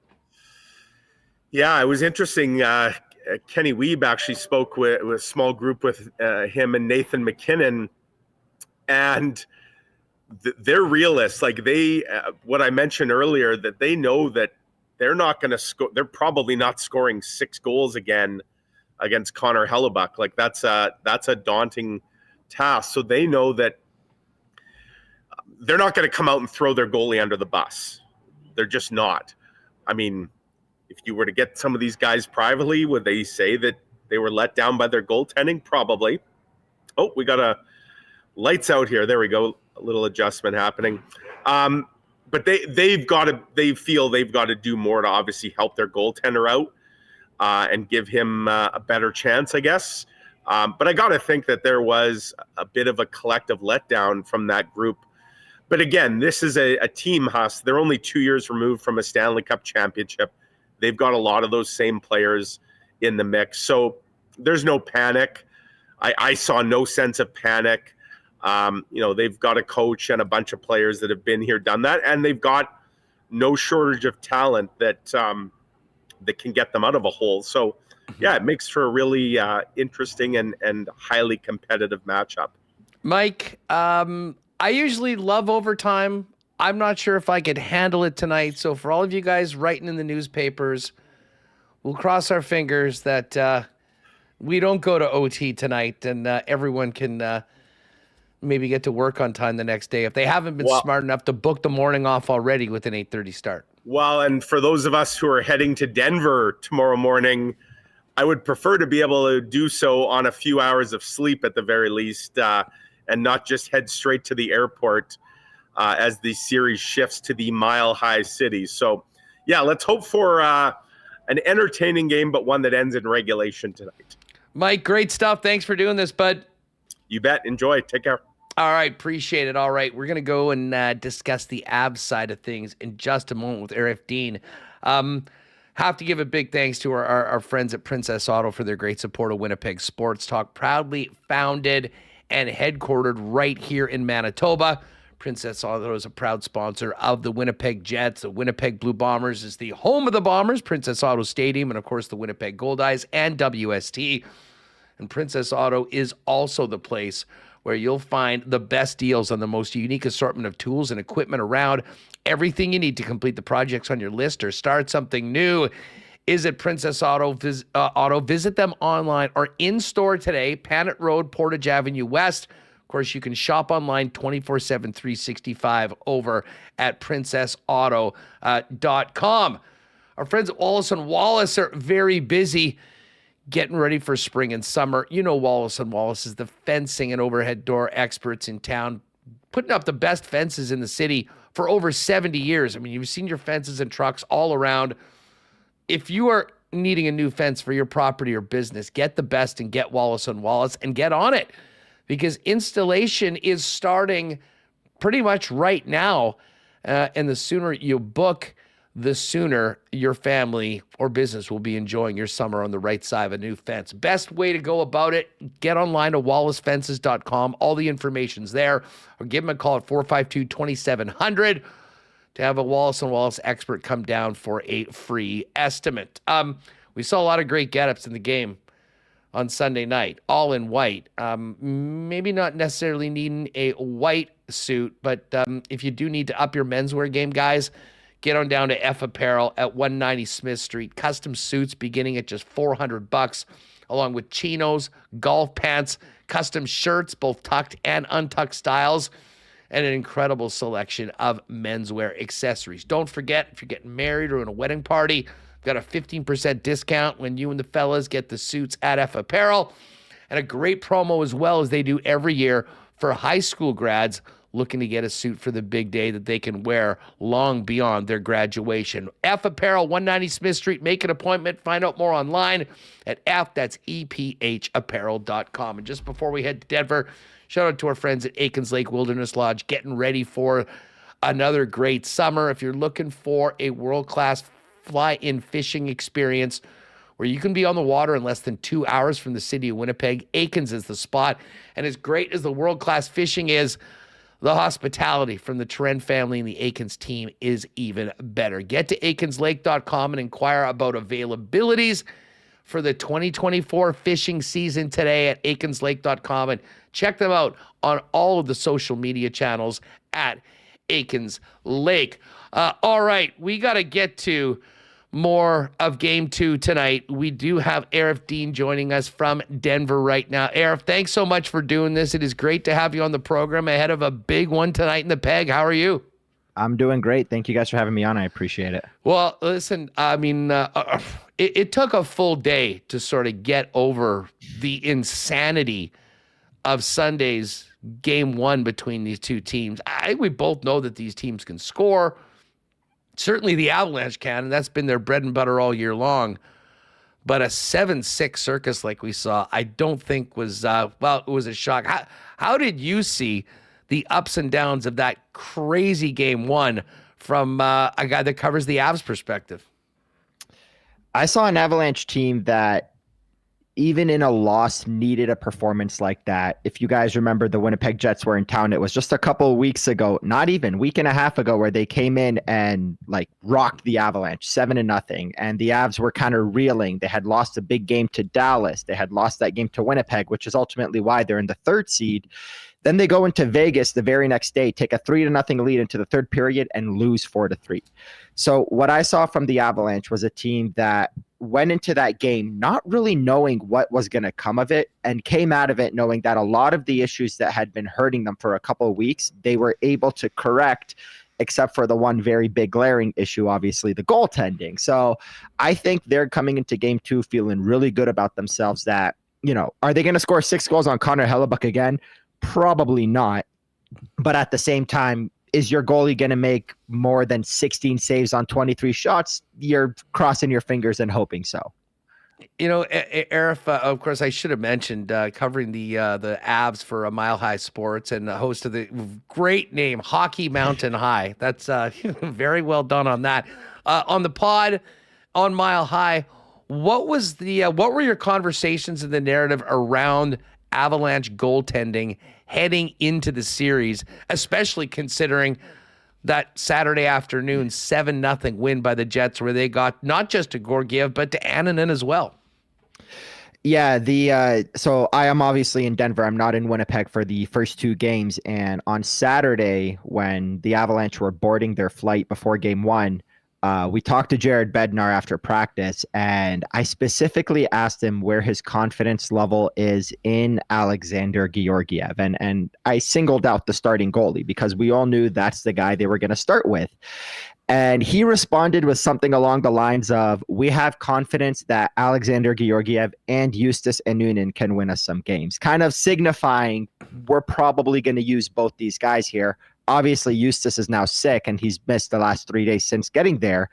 But it's one of those things where this team, they know what Georgiev can bring. They know he can win you games. He was a .919 goalie in the regular season a year ago. He got Vezina Trophy votes. He was pretty good in the playoffs. The Avalanche just had no depth after their first line. And they ended up in a situation with him where it's kind of now it's become a mental mindset more than anything for him. He can't get out of his own way at this point where the temper tantrums. I mean, at practice on Saturday, he slammed his stick against the post after letting in a goal. So it's kind of the mental part of the game, which is the biggest part of the game for goaltending, is getting to him. And that's the part that they're trying to make sure they don't bury their goalie. Jared Bednar is having conversations with him to just get him to calm down and give you 895 goaltending just to leave you a chance to win this game. And I guess I can't imagine what the conversations around Avalanche fans were after the game. I mean, you come out, you put up a half dozen on the guy that's going to win the Vezina Trophy. Yeah. And lose. And I mean, I can tell you in the building, every time one went past Georgiev, I mean, you could feel the confidence raise, at least amongst the fans, but I would have to imagine it did in the Jets as well. And listen, I didn't really buy into the expected goals numbers from the game just because of the quality of shots that the Jets had. I mean, this certainly was not like the Avalanche played this incredible defensive game and it was a bunch of muffins getting put forth. I mean, they made the most of some pretty good chances. But at a certain point at this level in the Stanley Cup playoffs, you need your guy to make a big save on one that might normally go in, and that just simply didn't happen. And it really seemed to suck the life out of the Avs at times, despite the waves that they kept coming at Winnipeg with. So I've spent pretty much the entire season, whenever Georgiev has had these ebbs and flows, I've defended him because I saw what he did a season ago and I saw what he was able to rebound from several times. I wasn't able to defend him anymore after game one because the Avalanche had given him a week off. They had given him a lot of time to rest, and it still kind of happened the way it did. Am I confident, or do I believe he can come back today in game two and prove me and a lot of people wrong that he can bounce back? Absolutely. But the biggest issue that I'm seeing is, you said it, the Winnipeg Jets had great chances. Josh Manson had a couple of big turnovers that, Mikko Rantanen got beat out by Adam Lowry physically on Lowry's first goal. Not the crazy bouncing one, but the other one. Actually, no, it was that one, the one that bounced off all three posts. Lowry basically out-muscled Mikko Rantanen to score the goal and then beat out Nathan McKinnon, who was trailing behind him. Two pretty good players there. But I think back to the 22 Cup final. I think back to the Avalanche using Darcy Kemper, who had one functioning eye at the time, and like a .897 save percentage. If you remember Game 6 against Tampa Bay, the Avalanche played about as good of a defensive complete game as you can possibly have. They shut the Lightning down completely. But despite that, there was still, with the score 2-1, with 7 minutes left in regulation, a bad line change by the Avalanche, a turnover, Stamkos to Kucherov one-timer, Darcy Kemper had to kick left or right and make a huge save to keep the Avalanche ahead. Turnovers happen. Those kinds of things are going to happen. Breakdowns happen. You need your goalie to make a save every once in a while. And what we saw in this game was an Avalanche game where it was 7-6. Georgiev only faced 23 shots, 1 or 2 extra saves, and he escapes with a win with a .750 save percentage, but instead it's a loss. So I wholeheartedly agree with you. The turnovers are going to happen. We saw Winnipeg do the same thing. We saw the Jets break down a few times and the Avalanche take advantage, but we also saw Connor Hellebuck bail his team out a handful of more times than Georgiev was able to. Yeah, he certainly had more opportunities to do so with the shot clock being 2-1 in favor of the Avs.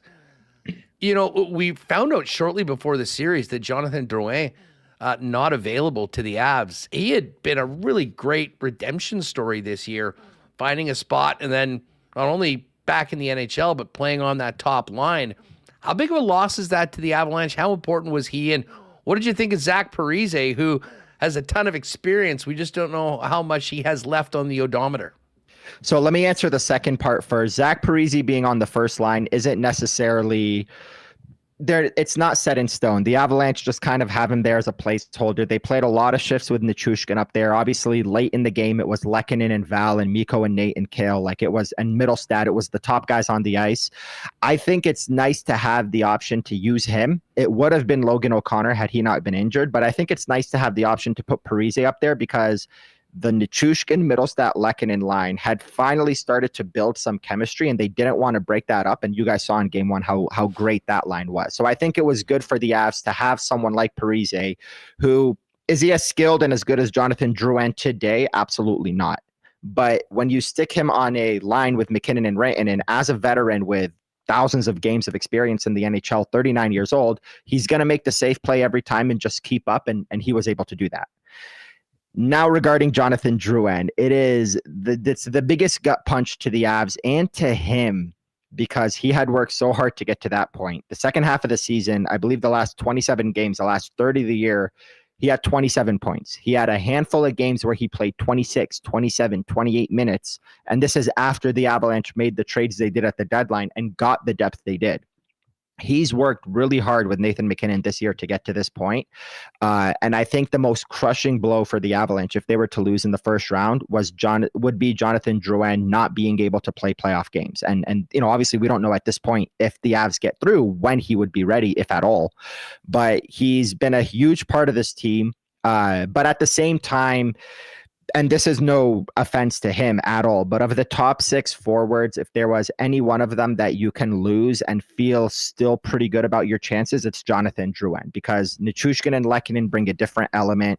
Middlestat's that second line center they've been yearning for since Kadri left. McKinnon and Mikko, no need to say anymore. So if there was a top 6 forward you could lose and still feel good about yourself, it's Jonathan Drouin.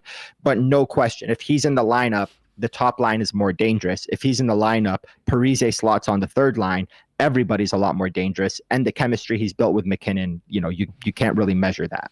Aarif, Jared Bednar has been, through it all. He's endured one of the worst seasons in NHL history. He's finished a season with a parade. I do wonder how much the experience of Bednar through the playoffs will help the Avalanche overcome such a tough way to start the series, considering everything that we've laid out. I think it's huge for them. I mean, it starts with the leadership team on the ice, but it goes to Jared Bednar as well. I mean, I look at the Avalanche similarly to the ways that I look at, a team like Toronto, where they're built with superstar power at the top, or even the Edmonton Oilers. And then their depth kind of dwindles a little bit, at the forward unit, obviously. Defense, the Avalanche have a Cale Makar and a Devon Taves, but at the forward unit, their depth dwindles because of the salary cap. But because of their experience, they feel a lot more confident than a Toronto, than an Edmonton, who's only made it 3 rounds deep once. Jared Bednar, what I think is the most challenging part for him in this postseason, and something that he's got to work through, it's the Winnipeg Jets are coached by Rick Bowness, and Rick Bowness beat him and the Avalanche and out-coached him in 2020, even though the Avs had injury issues with the Dallas Stars. If they make it out of the first round, they're facing either the Dallas Stars or the Vegas Golden Knights, 2 teams that have beat him. And Dallas's coach is the guy that was coaching Vegas and San Jose and has beaten him twice as well. Pete DeBoer, Rick Bowness. Those are 2 guys that have outclassed and outcoached Jared in the playoffs before. I think he's coming into this one with a lot more experience. We saw him in the first game do a really good job without having first change of really combating the Adam Lowry line against Nathan McKinnon. He was able to put his top guys out when he could, and he was able to use his experience to calm things down. That's the most important thing. It starts with the leadership, and it goes to the coach as well. After the game, nobody felt nervous, because after the game, everybody realized we just put 6 goals on Connor Hellebuck. There is a scenario where we come into game 2, we double up the shots on Winnipeg again, win a 1-goal game, and then you're coming home knowing you've taken home ice advantage. And in the first 2 games, you outplayed the opposition twice and, lost the first game because your goalie had a .696 save percentage. You're feeling really good about yourself. And the ability to have that kind of a positive mindset, look at things glass half full, is the experience that the coaching staff and his top guys have together in this. No, I'm with you. We just talked about that with Mike McIntyre from the Winnipeg Free Press, of just what a huge game this is. I mean, from a Jets perspective, they get the win. They're looking great. But the Avs could really feel pretty good about what they were able to do over 2 games if they can get this win tonight. Yeah. I mean, we saw yesterday Dallas outplayed and doubled up the shots on the Vegas Golden Knights, and the Vegas Golden Knights came out victorious. The difference is Vegas was the road team being outplayed by the home team. So they already feel good about themselves because they got one. The Avalanche are the road team that came in, doubled up the shots, played well. If they win this game, I don't know, Cola score 5-3, 4-3 with an empty netter late, they're coming back to Denver knowing they feel pretty good about their chances to take 2 games at home and really dominate the series. But like you said, Winnipeg, if Winnipeg comes through another scenario, if you take it to the other side, Winnipeg comes through, plays their strong defensive game, and does what they've done to teams all year and be the stingy defensive team they can be, they're going to come into Denver knowing they feel good about having a 2-0 series lead. And alternatively, the Avalanche are coming home knowing that they let an opportunity to steal a game slip away because of their goaltending and their defensive breakdowns, and Winnipeg cleaned it up in game 2, and now it might be too late. So like you said, this is a massive game for both teams. And I think not just the result, but how it plays out is going to be big as well. Hey, Aarif, last one for you. I do wonder, based on your history of covering the team and the current situation with Georgie, what, I mean, now that Prosvetov is here, and maybe just touch on that swap, why Arvid Holm was here in the first place and Prosvetov coming here yesterday, how short of a leash is Georgiev going to have tonight? It's going to be a heck of a lot shorter than game 1 in the sense that game 1, there was absolutely no scenario outside of an unplayable injury where Georgiev was going to get pulled. Full stop. There was no scenario where that was going to happen because Arvid Holm is not an NHL quality goaltender. He was brought in because the Avalanche need 3 goalies, like many teams, on the road to practice, to give a starter the day off, to give a backup the day off, to have 2 practice goalies available at all times. A black ace. You know, we've talked about this for years in the NHL. They used Arvid Holm because they expected to have Eustace and Georgiev both available to them. Prosvetov is an NHL quality goalie. Is he a great one? No, he's the 3rd string goalie, but he's at least, you know, going to give you closer to what Martin Jones gives Toronto than what Arvid Holm is going to give you. So he is at least an NHL quality goalie. They didn't bring him up the first time because, again, they expected Arvid Holm to just be a bench warmer and a practice goalie, not knowing Eustace was going to get sick. Eustace practiced on Saturday before the flight. And then what ended up happening, so Prosvetov was also needed here for the AHL team because he leads them, and they needed him to win a big game to secure home ice advantage. Again, you're sacrificing home ice advantage in the American League to have a backup in the NHL, but they didn't know they were going to need him. So now all bets are off. Prosvetov's on the bench. He is an NHL goalie. Not a great one, but at least a good enough one, an .895 goalie in the regular season and a .921 in the AHL, that if the game gets out of hand, you know that there is now an option to go to. I still think if Justus Annunen was healthy, he would start today and he should get the crease. I think historically in the NHL, we've seen guys like last year with Joseph Woll, Matt Murray in Pittsburgh, and so many other examples where a young goalie can come in and catch fire if he's feeling confident, which Justus is after the regular season he had. But with Prosvetov, you have a leash. And if you look back to the game 1, the way it all broke down, you know, Winnipeg eventually took a 6-3 lead, but the 4th and the 5th goals, especially the 4th one, Lowry's first goal, where he just broke in from the sideboards and just shot a shot that slid on the ice and somehow went through Georgiev past his chest or whatever it was. He didn't even play the pass because Devon Taves had taken away the pass. That was a goal that said Georgiev's lost it.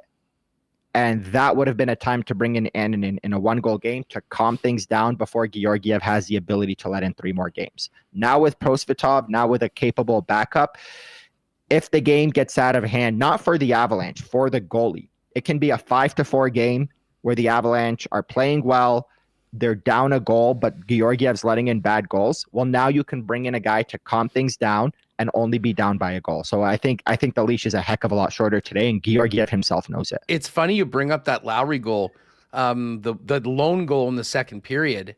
Yeah. That looked exactly like the goal that he scored in Colorado the previous Saturday. And I think that one might have actually been on Annunen, but it's quite clear. I mean, you got to have you have to be very much established as an NHL clear-cut number 1, and there's only so many of them, to get a game 2 start after what happens. He's getting it tonight. I know the crowd's going to be ready for it. He's going to need to be locked in right from warm-up, I think, with everything on the line. Aarif, thanks so much for doing this. Enjoy the game tonight. Maybe we'll catch up later on in the series. Appreciate your time. Sounds great. I'm excited for Game 3 in Denver as well. I'm not used to the Avs starting on the road in the 5 years I've been here, so it's going to be a lot of fun. Well, I mean, listen, that was huge for the Jets, and that's why that game in Denver was so big and so disappointing from the Colorado side of things. They were the best home team in the National Hockey League, so nice to have home ice advantage. Appreciate you. We're gonna have Eric Hawerchuk join us in just a second. Do want to give a big shout out to our friends at Little Brown Jug first. A few generics going to be enjoyed at the arena tonight. You train day in and day out, learning new techniques, approaching new concepts, and living out the thrill of achieving your goals. Building a craft beer is no different. While you spend your hours on the ice, we spend ours here, brewing our trademark beer. Again, and again. Here's to pushing the status quo and challenging ourselves to build something memorable. 1919 by Little Brown Jug.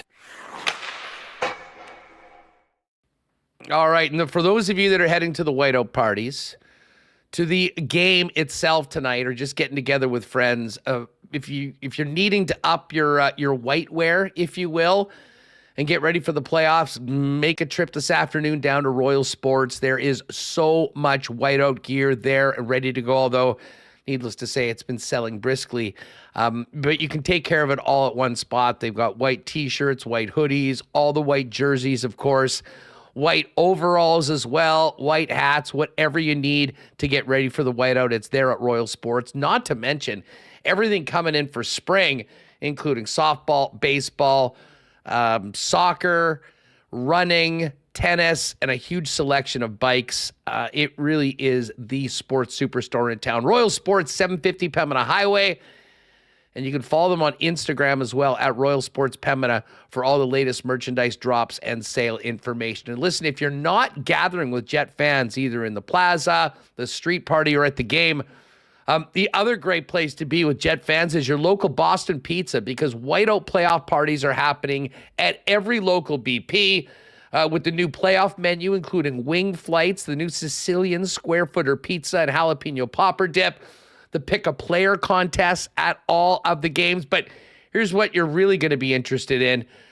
BP are giving away P1 lower bowl playoff tickets for every home game. And they're also giving away a grand prize trip for two to the Stanley Cup final. So get your whitest, your brightest, and bring your crew to watch the playoffs down at Boston Pizza. All right, I'm really looking forward to this. What a pleasure it is to welcome in the son of the greatest Winnipeg Jet, Dale Hawerchuk. Eric Hawerchuk joins us right now. Eric, great to have you on Winnipeg Sports Talk. How are you? I'm doing great. Thanks for having me. You know, I woke up today, I was going through my feed, and the first thing I saw was you in front of the Dale Hawerchuk statue.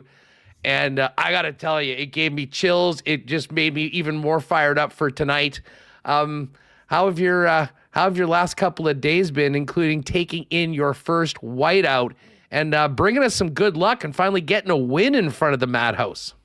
I know if I knew that was going to help, I would have been up here sooner. We would have had a cup by now. But I think, it was so amazing. I was a little delayed getting in, but made it there for the second period, sat down and we scored. It went 4-3. And I was like, the place just went nuts. And I've already been hooked to Jets hockey now for a long time. And obviously being born here, there's nothing I want to see more than a cup come here. But to see the whiteout in person was like, you gotta come see it. You gotta come see it, dude. I'm just imagining you being delayed getting in, racing to get this game. What was it like checking your phone throughout the first period for scoring updates when it was probably different every single time you looked at the device? It was a very traumatic experience, to be honest. I was sitting on the tarmac and it's just going crazy. We're just sitting there. I think everyone was watching the game instead of parking the plane, which I can relate with. It's a heck of a game, but you know what? I made it for the second. It's all I could ask for, and we got the win. That's really all that matters. Hey, I know you and your entire family were out here for the dedication and the unveiling of the statue of your late father. I saw that picture today. I mean, we always gather there. It's something that I think is a source of inspiration for Winnipeggers in general, but just coming back now for a game, what's it like walking downtown and seeing that every time you come here? Yeah, I'm staying over at the Delta, and I walk around that corner and I see the statue, and it almost brings tears to my eyes every time, even just talking about it. It's such an amazing statue. I don't think any of us in our family ever dreamed it would be that magnificent, but that's the only word I think can describe it, as magnificent. Well, I'll tell you what, I saw a lot of Jet fans coming out of the plaza on their way in, rubbing the skate for good luck, and I have a feeling we'll be doing that again tonight. The puck was last year. It didn't work, so we're trying the stick or the skate this year. Exactly. Whatever you did for game one, do it again tonight. That's the way things roll. Whatever you're doing. So, hey, speaking of Ducky, tell us about Ducky's Dills. I saw one of my pals enjoying a couple during the party at the plaza for game number 1. It sounds exactly what it's like. A Dale Hawerchuk branded pickle. Fill us in on what you're doing. Yeah, we've been making pickles in our family for a long time. We used to make them up in Gimli at the cottage every summer, and do 20, 30, 40 jars just for friends and family. And people were like, "Oh, you guys got to sell these someday." And after my dad passed, we kind of sat around and we were like, this would be kind of a cool way to honor him, is to see if we can actually take that pickle business and put it to work. And we started making pickles, and I think we made 500 jars the first year, and they kind of went like that. And this past year we did about 7,000, and which is a huge increase, by the way. And we've had tremendous success. People are loving them, and I can't thank the community, especially here in Manitoba, for all the support. The Red River co-ops are carrying them. Bobby Matola Grocery has them. They're up at the watering hole in Arborg. So, we're trying to get all over the place. We want to cover the whole province, but, we're growing as fast as we can responsibly. So it's been a totally incredible journey. And every time I talk about pickles on a radio show, I just have a weird moment where I realize I'm in my 30s talking about pickles on the radio. Right before a Jets playoff game. Hey, the convergence of everything takes us to interesting spots. Remis was just showing the website, just for people that are watching with this on YouTube. If you're listening to the podcast right now, where's the website so people can find out more about? They've got information on the story and everything behind Ducky's Dills. Yeah, duckysdills.com and at Ducky's Dills, all our social media. You can get all the information on the website. All our locations are there. Kind of the story of how it got started, and some cool pictures from how they're made. And you can get basically all your Ducky's Dills fill on duckysdills.com. And again, Bobby and the Matola Grocery and the Red River Co-op, you want to go pick up a jar. And tonight, for Jet fans that are going to be coming down, I saw you mention on social media, you're going to have a few jars for people to try them down at Josh Morrissey's new spot in Hargrave Street Market. Fill us in. Yeah, at the 44 tonight from 6:30 to 7:30 is my guess. We brought a couple boxes of pickles down. We're going to sample them out until we run out. So I don't know how long that'll take, but come on down, say hi. We'd love to meet you, whoever my pickle fanatics out there. I know there's a bunch of them, and it'd be fun. And I'll be wearing my white. I can't wear white yet because I'm a chronic spiller. So I have the white for the whiteout. It will be on, but I'm black most of the time. Eric, listen, it's great to have you on the program. We'll have to get you back on and talk puck sometime, hopefully during a long playoff run. Maybe this will become somewhat of a WST tradition where we get you on for some good vibes beforehand. But folks, where the statue is, you can rub that sucker for good luck before game 2 tonight and pop by and see Eric at the 44 to sample Ducky's Dills between 6:30 and 7:30. And let's count on you and another 15,000 of us walking out in white with big smiles on our faces after game 2 tonight.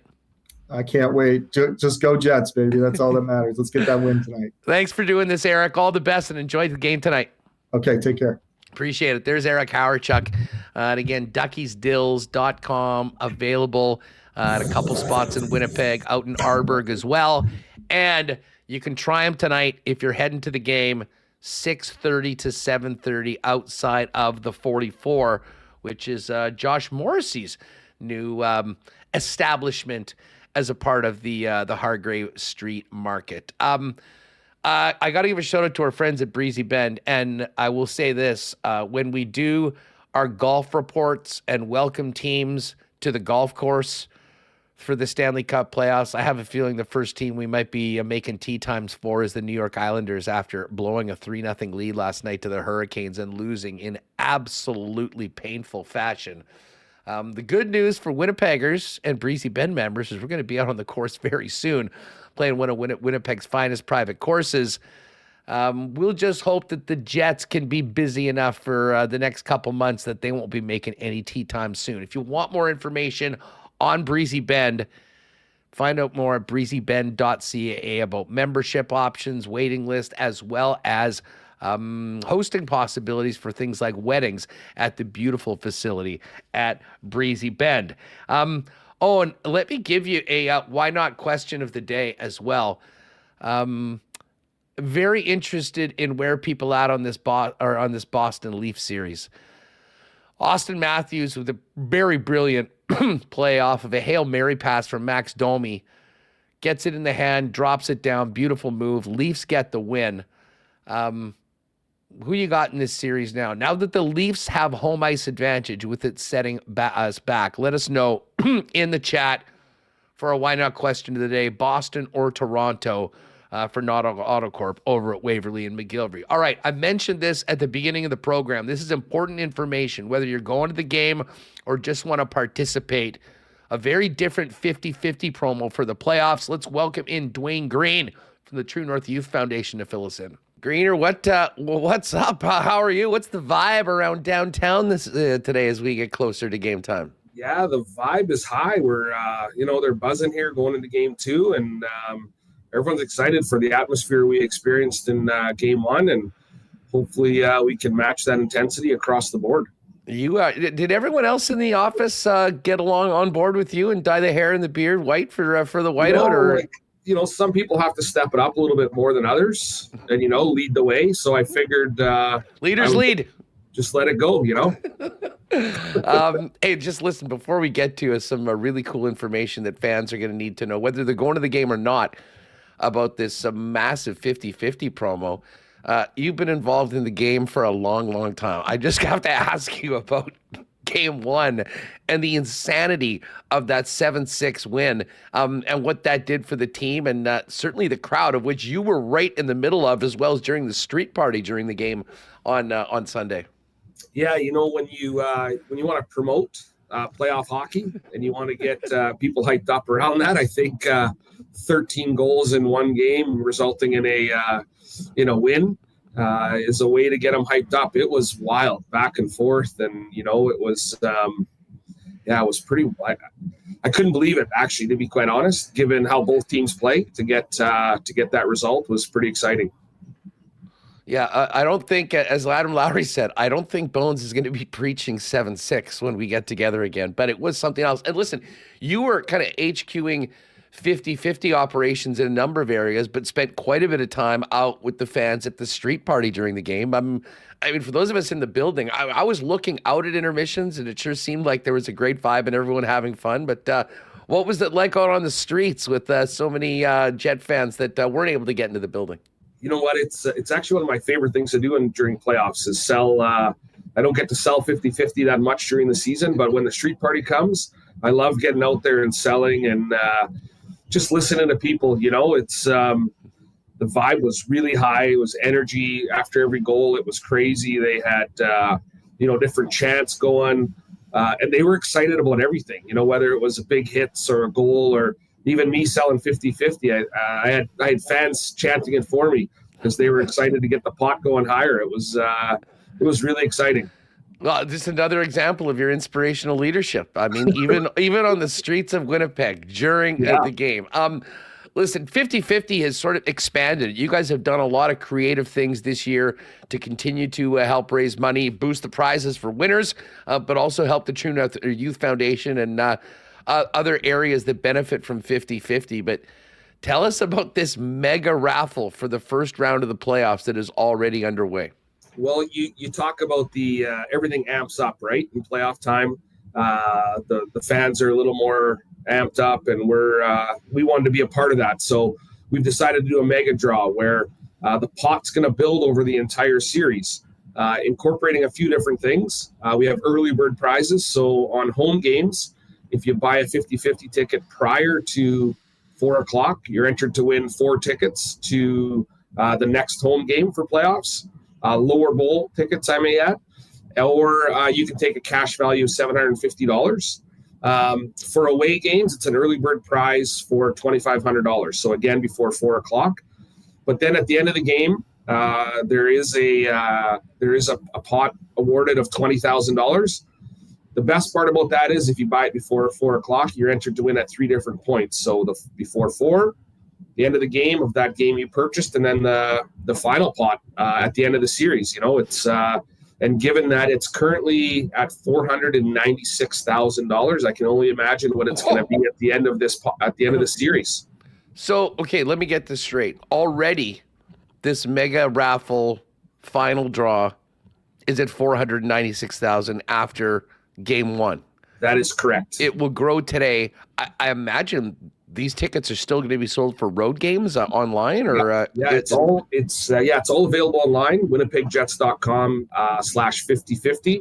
You can go on there. You can also access that through the True North Youth Foundation website. So TNYF.com. It's just different opportunities for us to provide the fans a different way to get amped up and excited and celebrate multiple opportunities to win.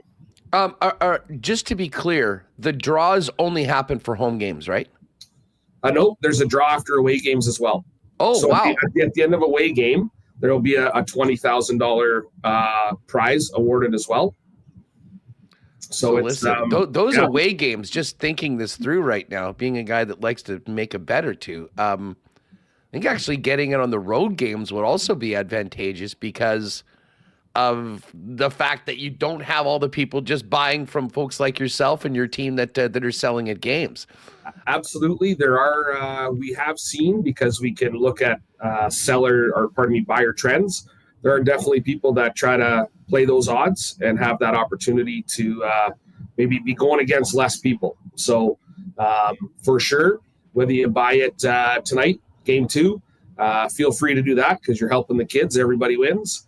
But also to up your chances of winning that $20,000. Away games is always a percentage bet. That is a good one. Well, obviously, I mean, there are some people that just think that 50-50 is just something that you buy in person at the game, but you can get in on this whether you've got a ticket, whether you're going to the street party, whether you're watching at home. I mean, all online. Fill people in on how you buy a ticket and support the cause and get in for what I would have to think is going to be a 7-figure prize minimum, considering we're at $500,000 already after game 1. Yeah, I would think so. I think we're pretty confident it getting close to $2 million by the time it's all said and done. But yeah, you can buy it. Obviously, if you're in building or at the street party, we have people selling, but online it's winnipegjets.com/5050, and it takes you right through the whole process. It's really easy.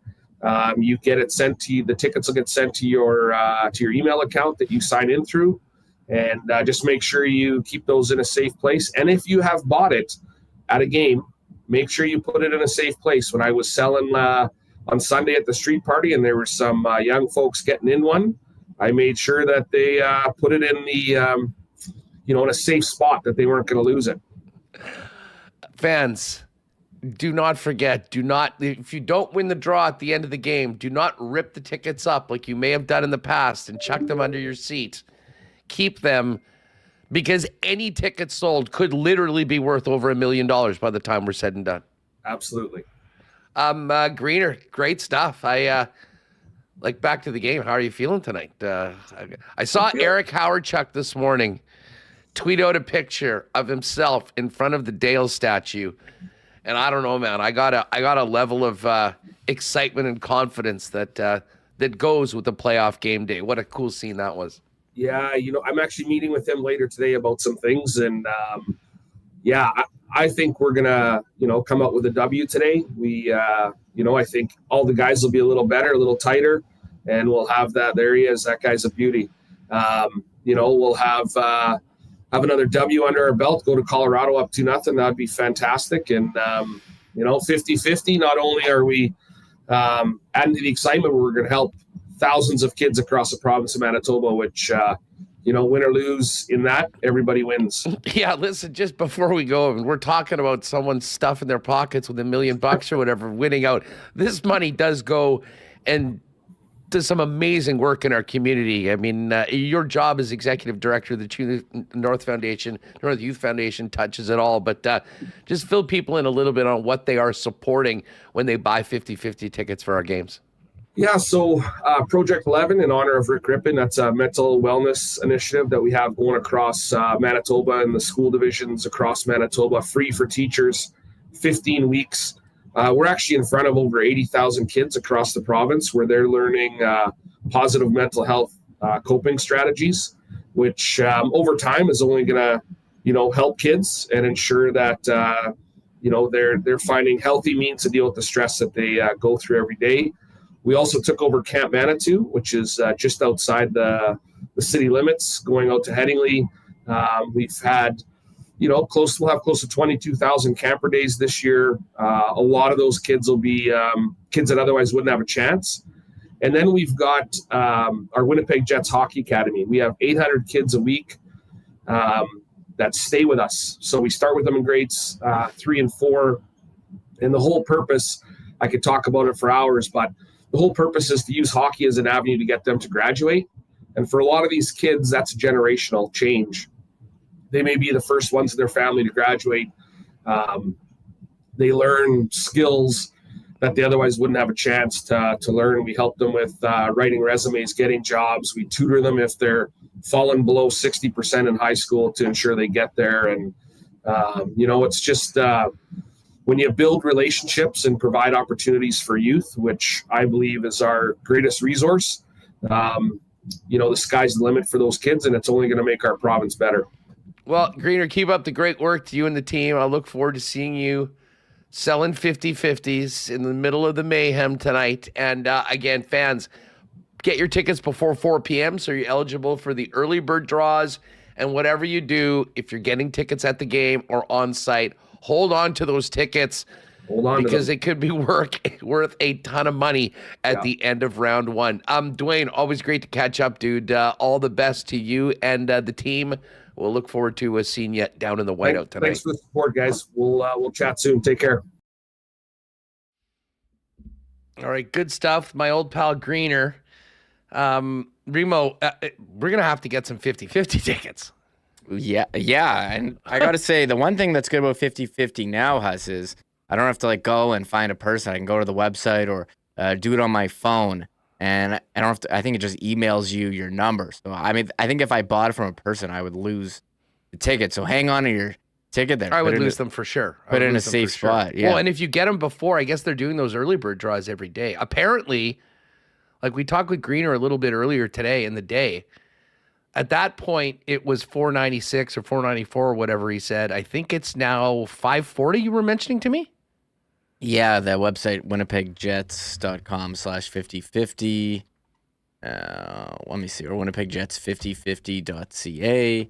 It says the total jackpot is $545 and the winner takes home $272,000 right now. So it's going up game by game. I'm sure it's going to be very high, the total. So yeah, 12-minute mark of third period is the $20K draw. And if you get it before 4 o'clock, you can be in the draw for 4 playoff tickets or $750. Yeah.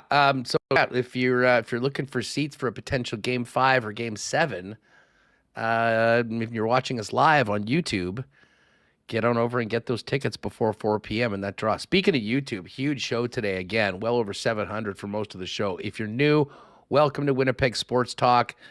Hit that subscribe button. We're here Monday to Friday, 1 p.m. live with WST Daily. And then check out the YouTube channel for more content, including late tonight, early morning. When you get up tomorrow, Remis and Connor will have a recap from the arena and the game.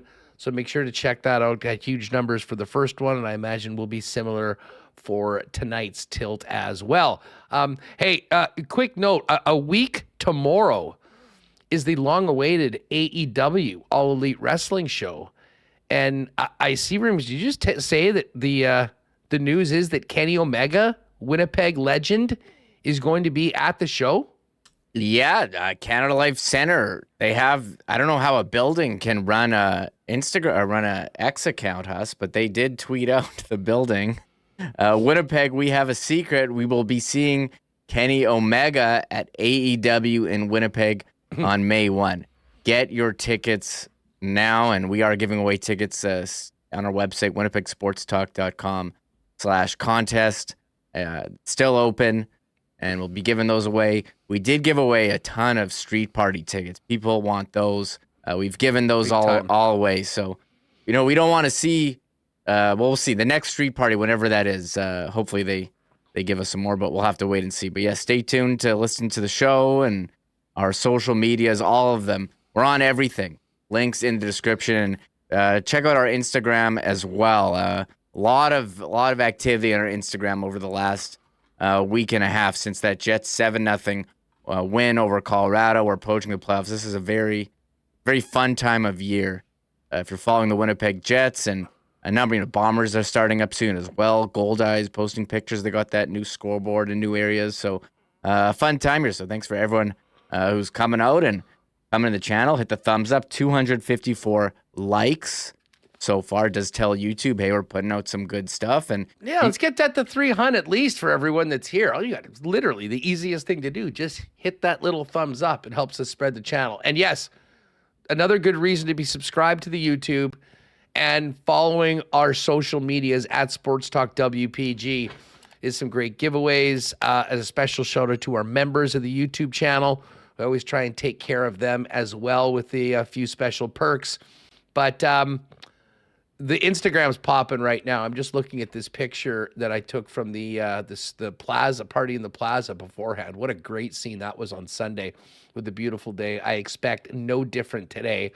And we will have a couple more pairs of AEW tickets to give away before the event. So make sure you're following us on the social media. We'll probably do a contest there, and go to winnipegsportstalk.com/contest. Sign up for the mailing list for more chances to win.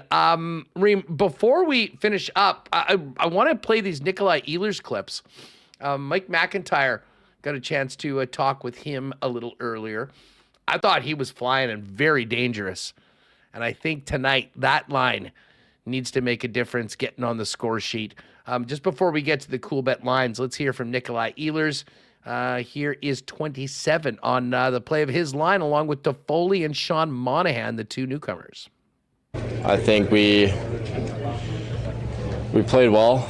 We created some chances. We got to be a little better in the D zone, not giving up too much.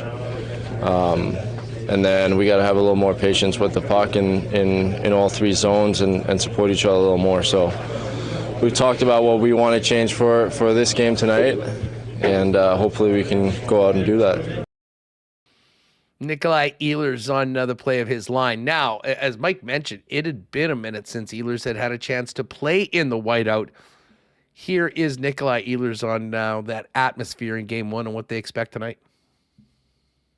Well, I haven't jumped on the bench like I did last game for the first goal since probably 2019. So that explains it. It's fantastic. You come out there for the first period and the building is buzzing. The True North is as loud as I've ever heard it. And during the game, it's you focus on the game, but you still hear them. So it's a pretty bright rink out there when everybody's wearing white. So maybe some guys need some tinted visors. I don't know, but it's a lot of fun. It's pretty great. All right, Nikolai Ehlers from the Winnipeg Jets. He also talked about the benefits of having a home ice advantage. Well, that's kind of what I said before game one. You're looking to get the crowd into the game and be that extra guy out there. And I think they did a pretty good job of that. We're not looking to give them a show like we did last game. I don't think Colorado is either. So it's going to be a great game out there tonight. Nikolai Ehlers of the Winnipeg Jets. A little bit more from 2-7. This is on the challenge of going up against the high-octane Avalanche. I mean, they're obviously a really good team. Everybody saw that last game. They got a lot of speed. They're on you pretty quick. They don't give you a lot of room. But, they did a good job, but we also didn't do good enough of a job to support each other when they were on you quick. That's when you want to get the second guy close to you and lay it into him. Maybe get it to the D and get a quick shot to the net with the guy in front of the net. So, it all sounds really simple. And hopefully it is for our line tonight to be able to go out and change that. So, yeah. And here's one more from Nikolai Ehlers from this morning. Ehlers on the last line of defense, Connor Hellebuck. For us, the best goalie in the league. And LB is right up there as well. So when you got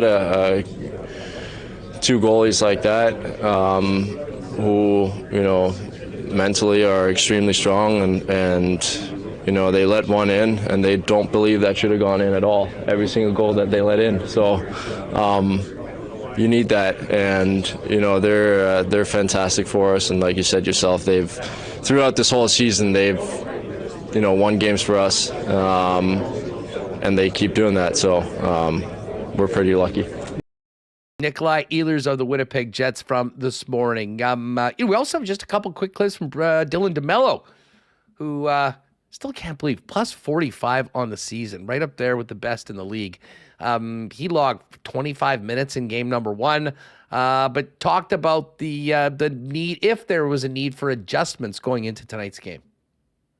Yeah, I don't think it was necessarily adjustments where we have to do anything different. It's just executing what we want to do. In all aspects of our game, I think that wasn't our top game for sure. There's a lot of things that we can do better, so it's not like we have to reinvent the wheel or change things. Let's just get back to what we do. All right, and one more from DeMello on what he saw from the Avalanche in game one. I think we got exactly what we thought we'd get from them.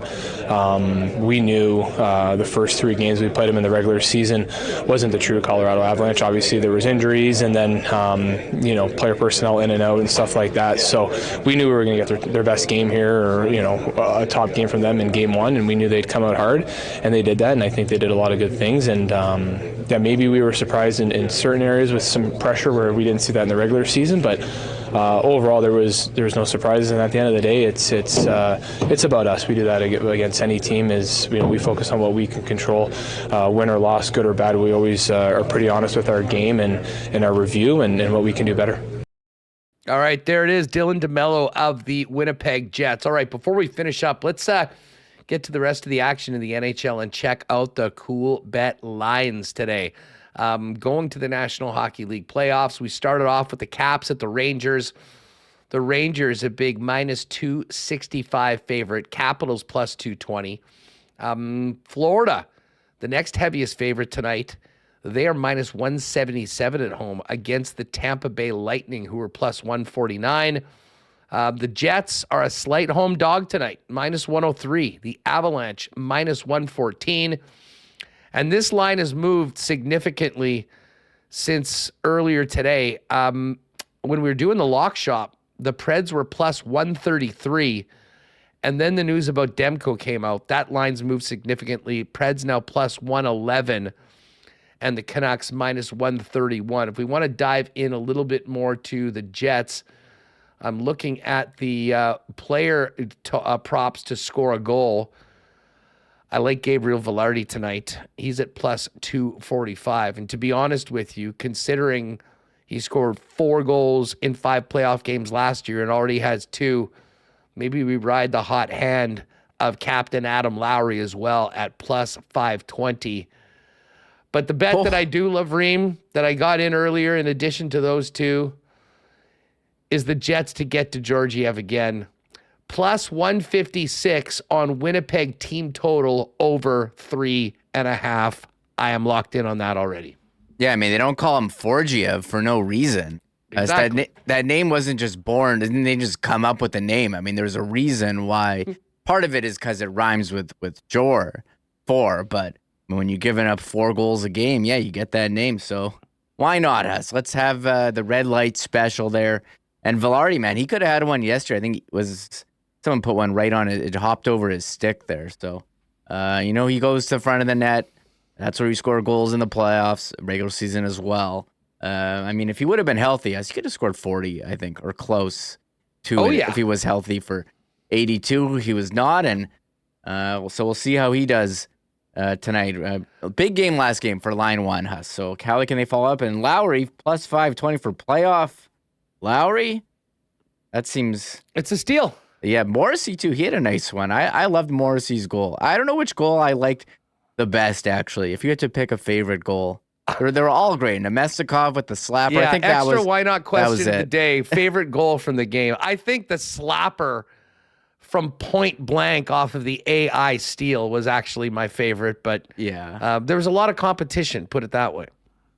Yeah, I mean, Adam Lowry posterizing McKinnon. I think Kyle Connor's one-timer on the power play. Scheifele's tap in front. There's... What a pass by Gabe on that one. What a great game. Still basking in the glow of a Game 1 win over here, but it's time to turn the page. Move on to Game 2. Late start. 8:30 tonight. It is go time. Actually, if you can, get back to that screen for a second, because I do want to... I wasn't sure whether these were going to be up, because Jake and Pat are heading down to New Orleans for the Zurich Classic. Going to be doing some work with the Cool Bet guys down there. But we do have a WST parlay. And it is Gabriel Velarde to score, Josh Morrissey to have a point, Jets over 3.5 team total, and the Jets to win, plus 725. Shout out to the boys for the nice boost. So if you like those 3, Velarde to score, Morrissey to get a point, Jets to score 4, and Jets to win, plus 725. And we also took a couple of the underdogs for the Lock Shop Partner Parlay today. We left the Jets game out of this one. We're taking the Rangers, but Tampa to win and Nashville to win. That one is boosted up to plus 700. It's too bad we didn't get it up earlier, because when we initially made it, that was when the Preds were plus 133. But so the number went down. We still got a nice boost, though, to plus 700 or 7-1. That's there in the Lock Shop Partner Parlay. Other Cool Bet NHL daily exclusives. Canada, Jets and Canucks both to wins, plus 185. Business class. This is a Jets prop. Connor, Scheifele, and Morrissey all to record a point, and the Jets to win. I don't mind that one, plus 365. Championship DNA, Lightning and Avs both to win, plus 425. Points from the point. Fox, Morrissey, Makar, Quinn Hughes, all to record a point. That's plus 550. Home team heater, the home teams, Rangers, Panthers, Jets, and Canucks, all to win, plus 735. And the Lamplighters tonight, Panarin, Connor, and McKinnon, all to score. That one is 10-1.